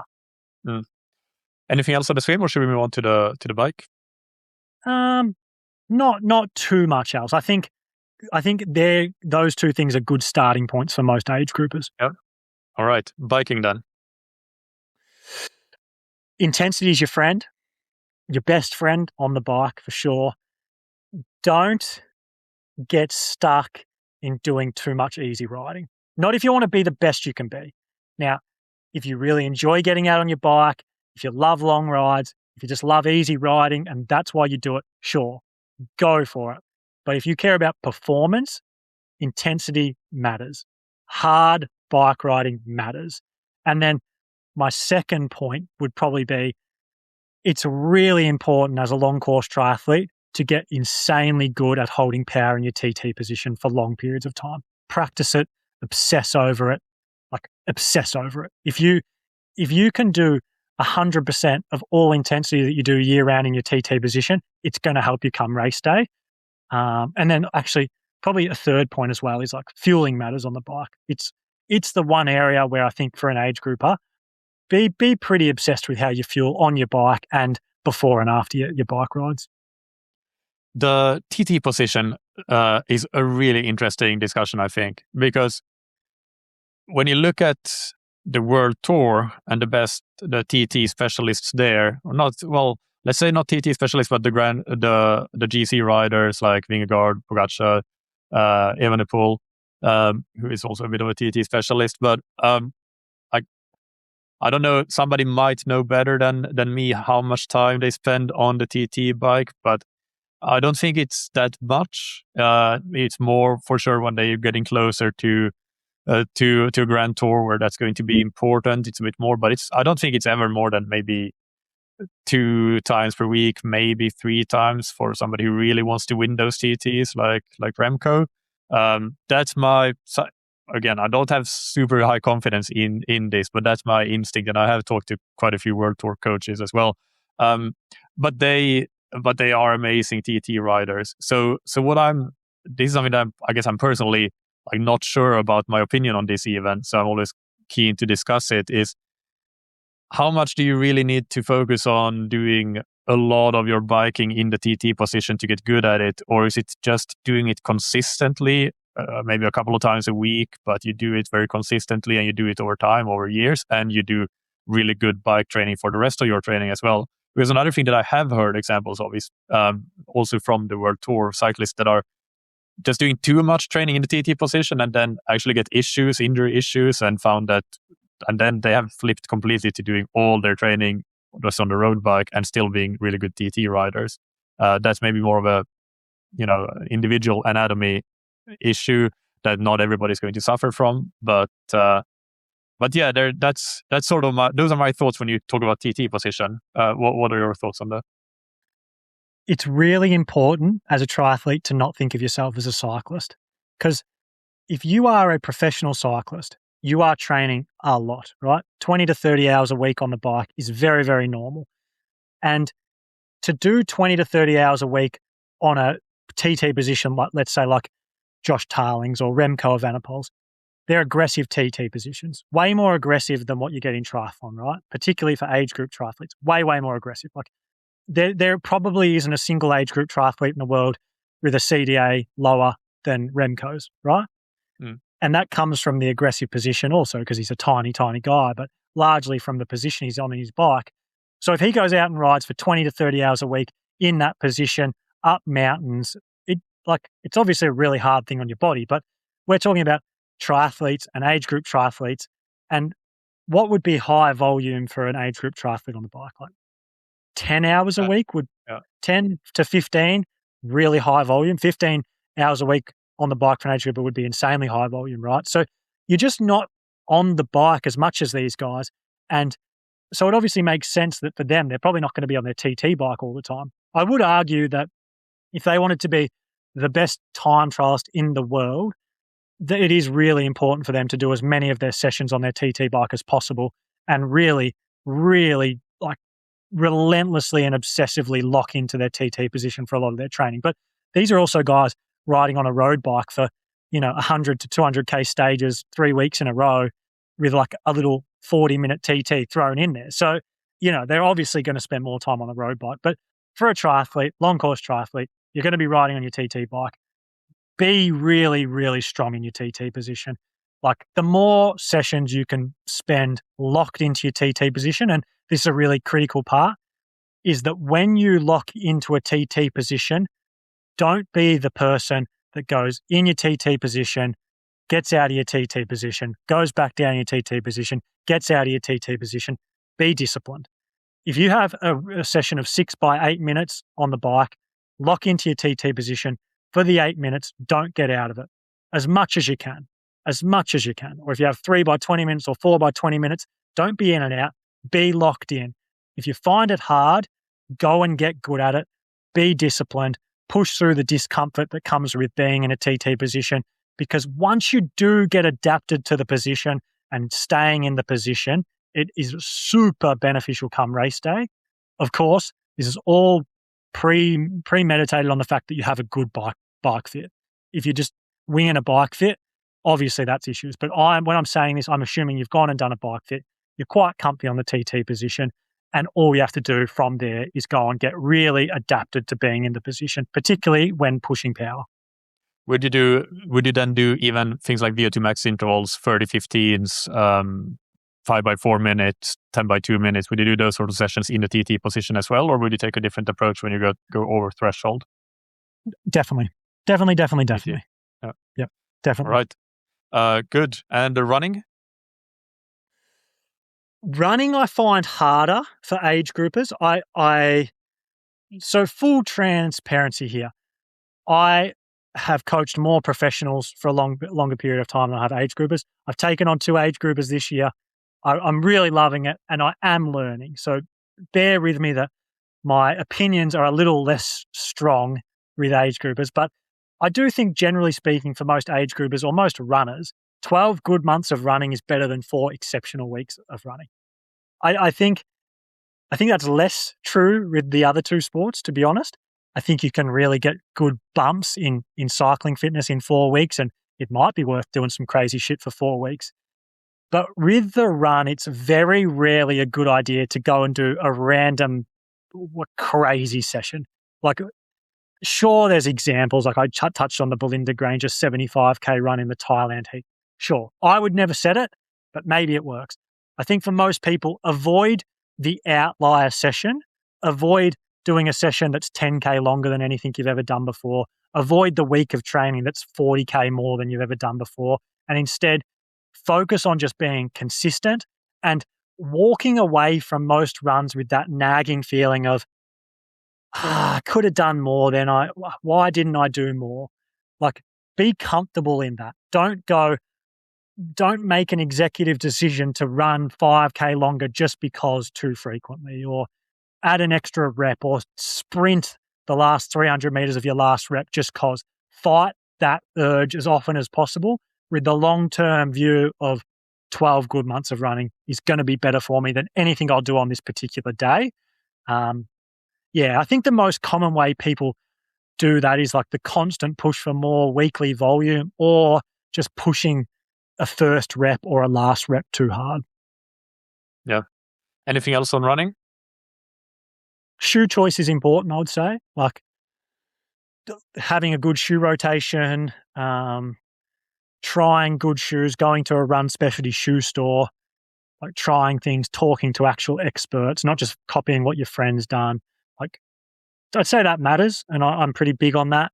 Don't think it's as important as point What is one. your opinion? What is your opinion on when to use carbon shoes and when not to use them in training? I got some controversial takes here. So I think weight is important. Like how heavy you are is important. The heavier you are, the less frequently you should be wearing super shoes.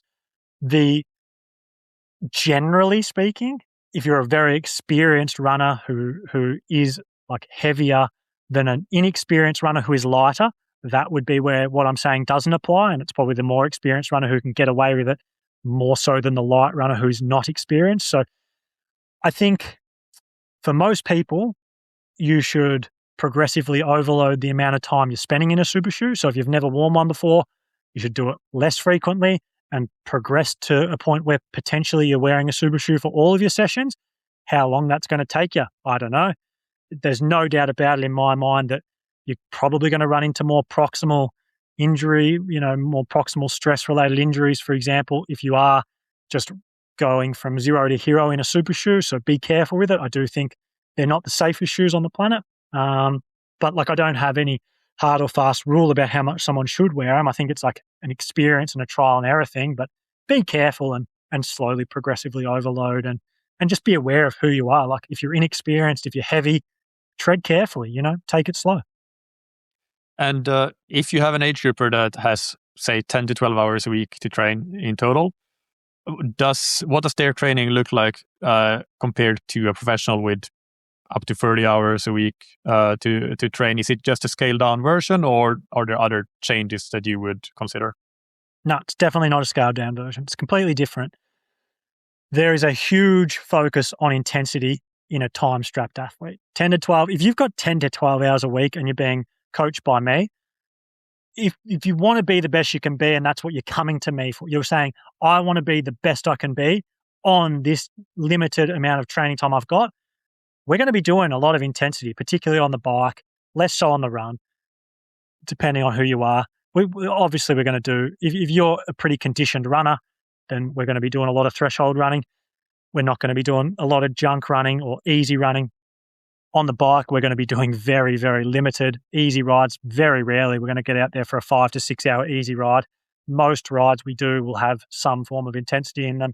Every minute we spend in the pool is not going to be wasted. If you've got 10 to 12 hours a week, you ain't doing junk swimming with me. You're not going to the pool and doing 5K and it being like a low intensity swim. Never, ever, ever. So the less time you have, the higher percentage of intensity that you're going to do.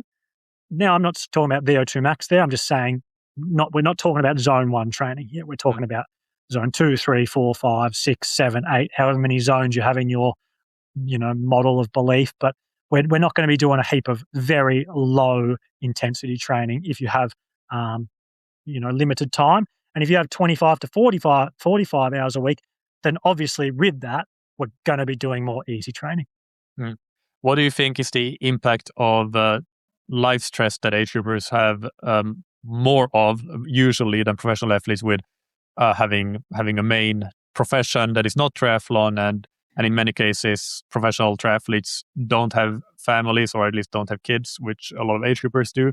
How do you see those? And there are maybe some other things as well, but basically they're not making a living from triathlon, but they have a lot of things going on outside of triathlon that are general stressors. How do you think that does that impact, or is this just a case of actually what we talked about before, like don't be afraid of working hard and don't be so hung up on the absorbing the like fear-mongering that you mentioned in the myths section? It might be coming across like I'm someone who, in response to that, would say, just work hard. Like, it doesn't change that much, but it couldn't be further from the truth.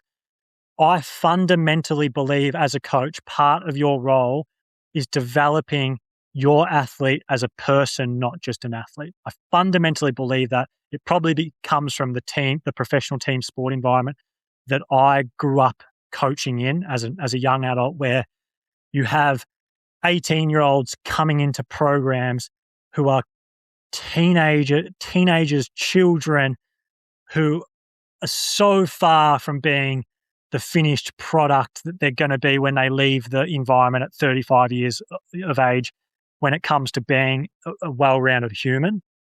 And, you know, I'm in my early 30s and I'm coaching people older than me. So it's kind of this weird position where you're still trying to help people who have more life experience than you become the best version of themselves as humans as the priority, and then the athlete as the secondary thing that you're working on.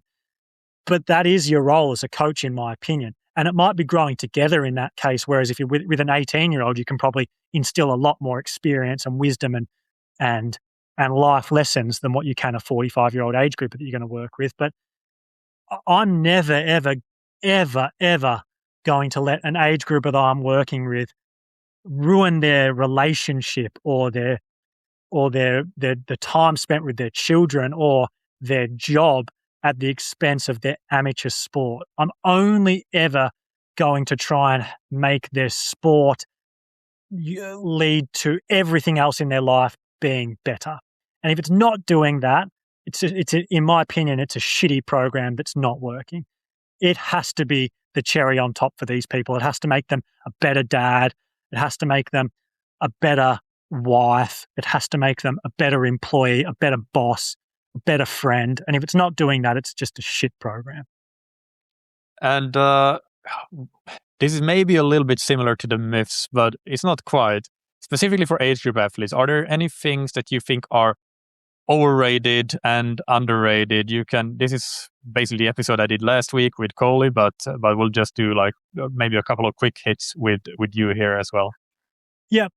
So overrated kind of extends it from what I was saying before, but lots of recovery modules like ice baths, foam rolling, recovery boots, overrated, unnecessary, like especially ice baths. If you are addicted to and the adrenaline and noradrenaline that you get post ice bath, if that makes your dick hard and makes you feel electric, then go for it, do it. But if you're doing it to recover from training and you're tolerating it because you think it's helping you recover from training, stop.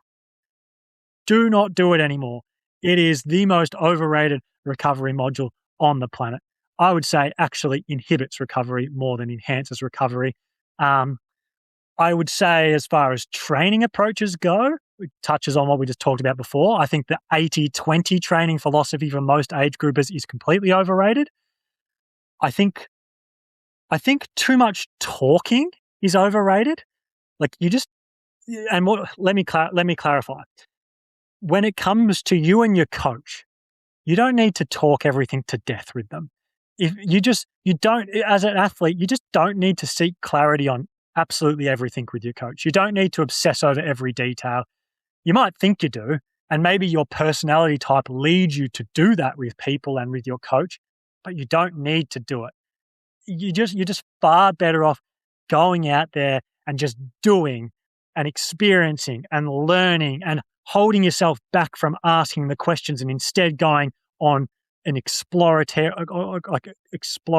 journey with yourself inside that session and figuring it out and seeing what happens. So don't text over every small detail, or don't call and, ask nitpicky question after question after question. It's not helping you. It's keeping you stuck in the weeds, and it's just a silly, silly thing that some people with really high achieving, driven type A personalities get caught in. And underrated things, this is a really simple one. I think what time you wake up and go to bed every night is criminally underrated. Particularly your wake up time. I think you should try and have that as consistent as possible. I think that uploading your training to whatever platform you have where your coach can see it all the day you've done it and being really good at that is underrated. I'm not obsessed with data for age group athletes, but if you are going to use data, actually use it, upload it. Don't be the person who uploads your training 3 weeks after you did it.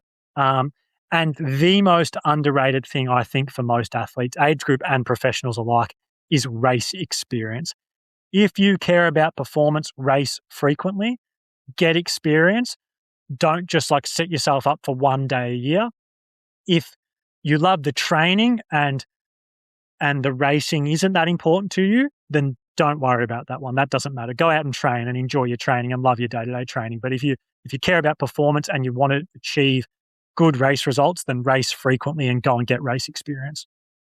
And I think you can learn to love racing. I think one of the things that holds people back from people that really like to train a lot but don't like to race, but then they have that one big goal. Often it's because you're just putting too much pressure on yourself in that one race or every race, and just go and see that something that you do, like you said, with the sessions in an exploratory way. See what's going to happen on the day. Do different types of courses and races. Do sprint distances. Do super sprints. Do everything you can find. Courses that are not PB courses, like with a lot of hills and things. Everything like that can take away pressure from you because you're not always trying to measure yourself against a PB. I think can really help you fall in love with racing and then benefit from that. I completely agree with that point. Let's bring in at this point then the question that we got from your age group that you mentioned before, Toby Martin, who asks, and I love this question. I think it's a really good question. Is 2 sessions per week per discipline the optimal amount? We're talking too high or higher intensity, basically. So it's sort of like high zone 2 and upwards, like you mentioned before. It is a great question, isn't it? I don't know. I really don't know.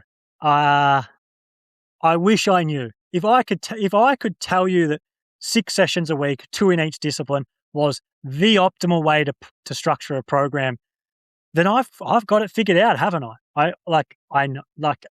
I don't know. I think it's pretty good. I think if you can do that as a general rule, it's probably going to be a foundation of a pretty good program.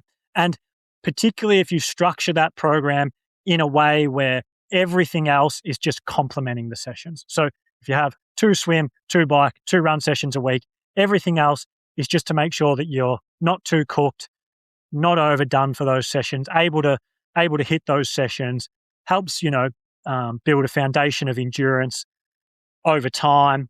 That's probably a pretty good program. Like, I don't think it's optimal all the time because I don't think everyone can do 2 run sessions a week without breaking down. I think some people can. Don't think everyone can. Don't think people who aren't very experienced in running should jump straight into that. I think that's a surefire way to have issues. But like take Ari, for example, he could definitely do that. He could probably get away with 3. It doesn't mean I'm going to give him 3 every week. Doesn't even mean I'm going to give him 2 every week, but he could probably get away with it. So optimal, maybe not. Pretty good for sure. Do you ever give more than that? Maybe not more running, but do you ever do 3 hard swims, 3 hard bikes, and 2 hard runs, or 1 hard run? Definitely. Absolutely. Take Greg Harper, who I coach right now. He's done 3 bike sessions a week because his bike sucks. He's just absurdly weak on the bike. He's a very, very good swimmer, one of the best in the sport, if not the best in the sport, and a really good runner. He's an awful cyclist. So at times, we are experimenting with Greg to try and force adaptation to get him better, quicker on the bike. And that's been by doing 3 sessions a week. I think we've even maybe touched on 4 sessions a week once or twice. We've also done 2. We've also done 1. We've also done none. But I am constantly experimenting with things like that. And it's not to say that I would ever do more or less as a rule. It's just like we've talked about before. It's just experimenting and seeing what works. Like, hey, if we do 3 bike sessions with this person, does it make them better at cycling? If it does, great. We've learned that about that person. The only way you'll ever learn that is if you try it. That's where you shouldn't be afraid to try things in your training. And if you're setting your own training or someone's setting your training for you and they're constantly doing the same thing, like all they ever have done from the moment you started with them is give you 2 swim, 2 bike, 2 run sessions a week, I'd say that's poor programming. And I'd say you should approach your training a little differently to that. And I would say that you should question that and ask, hey, why don't we try something a little bit different to see if it works better for me? You might find out it doesn't, and you might find out that the 2-2-2 method was the best thing for you all along. And that's great. That doesn't mean it was a bad thing to try something different. And it doesn't mean that coach or even yourself, if it's you setting it for yourself, should be like, oh, why the fuck did I do that? That was such a waste of time. I had it right all along. They were right all along. They were guessing. You were guessing. You only now know that with certainty because you've tried something different and you've come back to what works best. But the benefit might be that you find a better way for yourself. Yeah, excellent. And the final question that was sent in by one of your athletes is from Appo, who asks, what's the difference in taking an old pro who has 10 to 20 years of experience, like myself or Jocelyn McCauley, versus taking on a pro from when they start, like Ari Klau or an age grouper who wants to go pro? Good question. The thing I talked about earlier, where every human has this story they're constantly telling themselves, whether they're an office worker, whether they're a teenager with dreams, whether it's me or you, whether it's whoever's listening, we all have these stories we're telling ourselves about our life and what we're doing and why we're doing it. It's really hard to change the narrative of an older, battle-hardened,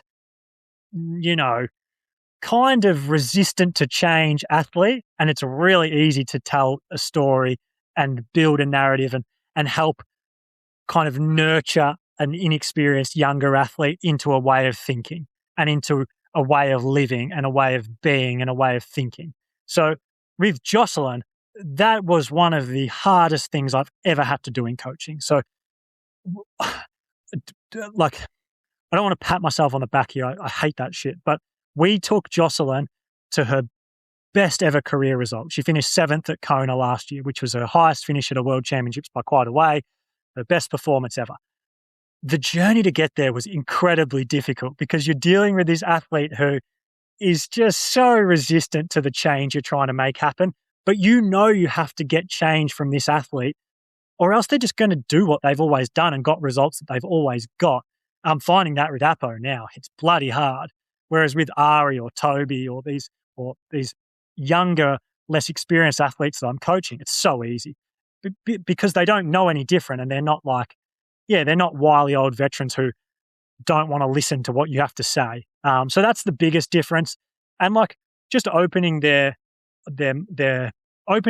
hearts and minds to the fact that you have their best interest at heart and you're trying things in their training that maybe they haven't done before because you want what's best for them.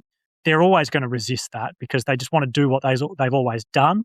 And so to like try and get them to try new stuff and fully buy in is really hard. But you're not trying to tell these stories and get these stories and beliefs, and you're not trying to instill belief and like these things in athletes from a manipulative position or with any ill intentions. You're always trying to do it to bring the most out of the person and the athlete, right? So you're not lying to someone. You're not trying to twist how they think or manipulate them. You're trying to think, who is this person? How can I make this person the best version of who they are? You're not necessarily trying to fundamentally change them. You're just trying to bring out the absolute best in who they already are and bring out the best in what they think about themselves and the story they tell themselves about their day-to-day life.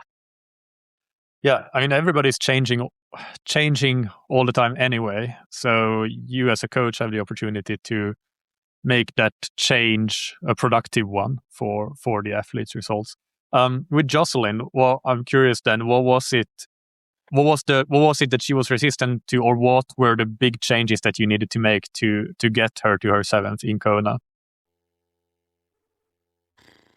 A lot, more than any athlete I've ever had before. Jocelyn had a really, really strong work ethic. Never had to question it. Hard as nails, tough as nails, like mentally strong.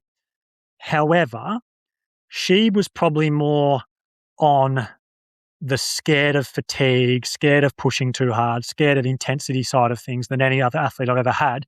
Brilliant beyond brilliant if you gave her 4 by 30 minutes or 2 by an hour on the bike. Like absolutely like generational talent at being able to deal with those sessions physically, mentally, emotionally. Like I could give her 2 by 1 hour twice a week at race intensity all year round, and geez, she would nail it and love it and thrive on it and want to do it, and give her 6 hour long rides and she'd love it. If I gave her 4 by 5 minutes at a power she's never pushed before. Bloody hate it. Not want to do it. Ask you why the fuck we're doing it. Message you or call you before it and ask you why you're doing it. What's the point? Oh, I just finished that session. It was fucking shit. Why did we do that? That was pointless. There's a lot of that kind of stuff.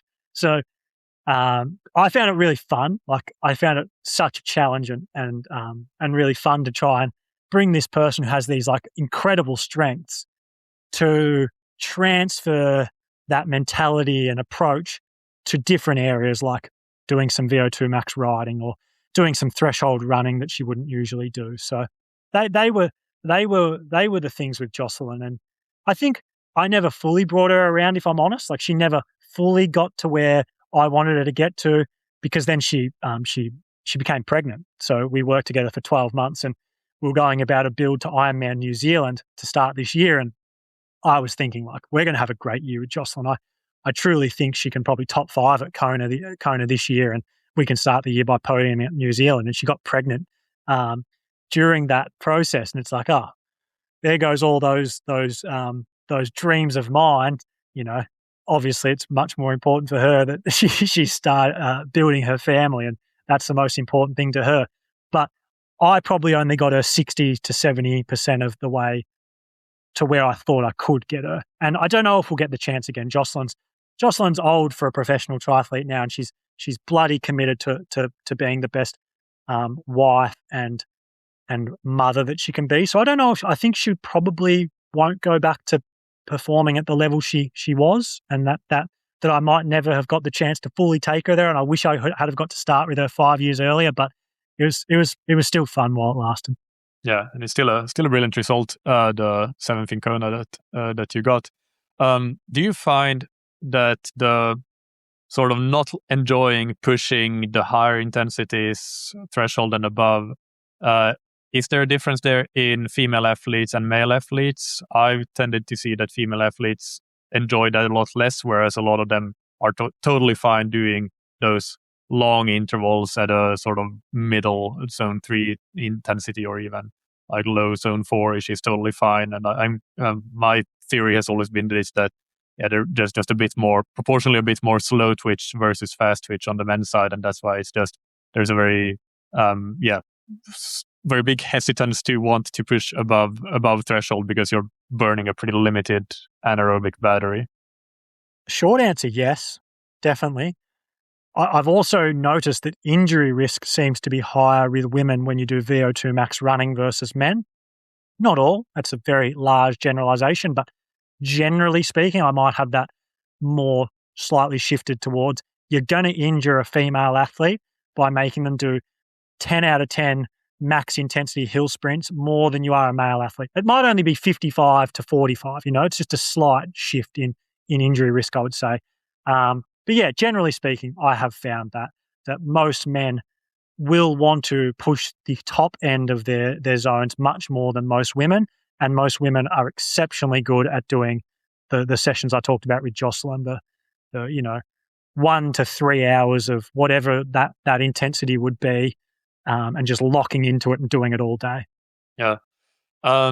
I have just 2 more questions. I thought of them this morning just before we got on, so they're not on our questions sheet, but I'm sure you'll be able to answer them. And I can ask them together because they might have something to do with each other in your mind, which is, what are your takes on using indoor training methods, so the indoor bike trainer and the treadmill, and also training environment in general, things like where you're based, what sort of riding, running you have available to you, even long course meter pools versus short course meters, all of those sorts of things. For 2 questions to go on, that's quite a big question you asked that could take 30 minutes longer, but I'll try and keep it punchy. I love indoor training. I love indoor bike riding. If you're not the best cyclist you can be as a triathlete, an indoor trainer locking into TT position and just pushing the power that you want to push in TT position will make you incredibly good on the bike eventually. So do that. Now, there is a point where you have to get outside, because being good on the bike means riding fast. And riding fast generally will only happen if you go out and actually learn how to do that on the road. So there is a balance there. Don't do all of one or all of the other, particularly if you're not that good. If you want to become good and you're not that good, the trainer is a great tool, but you do need to balance it with going and actually practicing being fast in TT position outdoors. Be safe, of course. That's a brilliant thing with riding inside is you don't risk your life every time you hop on the indoor trainer, and it's hugely efficient and the weather doesn't matter and you can get it over and done with more quickly. With running, I love treadmills. I personally don't use them that much. I personally don't program on them as much as I probably wish I did, but I think they're a great tool. I think that, doing sessions like 5x2K or 10x1K or 5x6 minutes or 6x6 minutes or 5x5 minutes or 10x3 minutes on a treadmill where you just have it set on a pace that's sustainably, comfortably hard, controlled threshold, running on it, resisting the urge to make it faster, hopping off for a minute for a break, jumping back on. It's a bloody good way to become a good runner. I love it. Do it. For sure, do it. Running outside is a different sport, though. If you never do it and you only run on the treadmill, you're going to feel awful when you get outside. So you've got to do a little bit of a mix of both. If you are only going to be able to do one, run outside. If it's one or the other, run outside. But if you can do both, you should probably do both, is my opinion. 50-meter pool, always better than 25-meter pool. What else did you ask there? Yeah, training environment in general, where you're based. And this is maybe more like an age group is not going to root up their life to most anyway, to go search for the best triathlon mecca. But for professional triathletes, do you think that where you're based has an impact on your ability to reach your best possible performance, for example? Personality dependent. Some people are hugely social monkeys and need other monkeys around them to throw bananas at and throw their shit on. And other people are hugely introverted and don't want to be around people that much, and it gives them a lot of anxiety and makes them dread training and makes them feel guilty if they don't reply to a message from someone that wants to go and train with them and that kind of thing. So know yourself. Get a coach who wants to know you. Try and develop an environment that works for you. If you want to be a high performer, cultivate an environment that works for you. Don't think that there's a one-size-fits-all. Like, it's so easy to look at Christian and Gustav and Casper and think, God, you really do have to be, with 2 or 3 people who are really high level and you're good friends and you have fun with to be the best athlete you can be. I guarantee you that doesn't work for everyone. It works for them, and it probably works for other people too. And there's probably people out there not doing it who aren't getting the most out of themselves if they did go and do it. But there's also people who are probably trying to copy that and in training environments and in federations and in swim squads who aren't getting the most out of themselves because of it. So know yourself, learn yourself, be honest with yourself about who you are, about what works for you, about what makes you feel shit and depressed and anxious, and about what fills you with energy and joy and happiness, and cultivate your environment accordingly. Great. I think that's a brilliant way to wrap up on. I'm just going to ask one more question, which is not triathlon related, which is for you to give one sport-related recommendation and one non-sport-related recommendation for people visiting your home city or region. So first of all, you have to tell us where in Australia you're based. I know I've heard it, but you've said it, but I can't remember now. But it's somewhere south, right? Canberra region? No, no, I'm in Melbourne, which is the capital city of Victoria, which is the southernmost state on the main island. Yeah. So what should people do if they go to Melbourne, sporting-wise and non-sporting-wise, or Victoria in general? Victoria, mate, that's harder. Melbourne specifically, sporting-wise, go and run the Tan as your own physical activity. Go and run a lap of the Tan. Enjoy that. Go and run around the Tan and the Yarra River region in general. Some lovely running. A lot of people out there exercising. Get a coffee afterwards. You'll have a really good morning. As a fan sporting experience, go to the MCG, which is a big 100,000 seat stadium we have, and watch a game of Australian rules football. It's bloody fun. It's one of the best in-person live sports to watch in the world, if not, honestly, the best. Nice. That's good. That's really good. Let's wrap it up there then. Thank you so much, Jack. It was really fun to chat, as listeners can tell, because we've gone for more than 2 hours. But we're no strangers to long episodes. So pleasure to get to talk to you for such a long time and get to know more about your coaching. Really appreciate it, mate. But before we go, can I finish it on this note? I want you and me to both give one piece of advice to people. One sentence, one piece of advice, and then we won't do an outro after that. You give your piece of advice. I'll give my piece of advice. End the podcast. Yeah. Do things you love. That's my thing. That's my advice. Mine is to be clear in what you're going to say, and your words are important in my opinion, whether it's to your wife, your husband, your kids, your friends, your athletes. You need to be clear in what you think. Don't speak before you're clear about what you actually think. I think that's a brilliant piece of advice. Yeah. All right. No outro. Sorry. Let's go. Thanks, mate.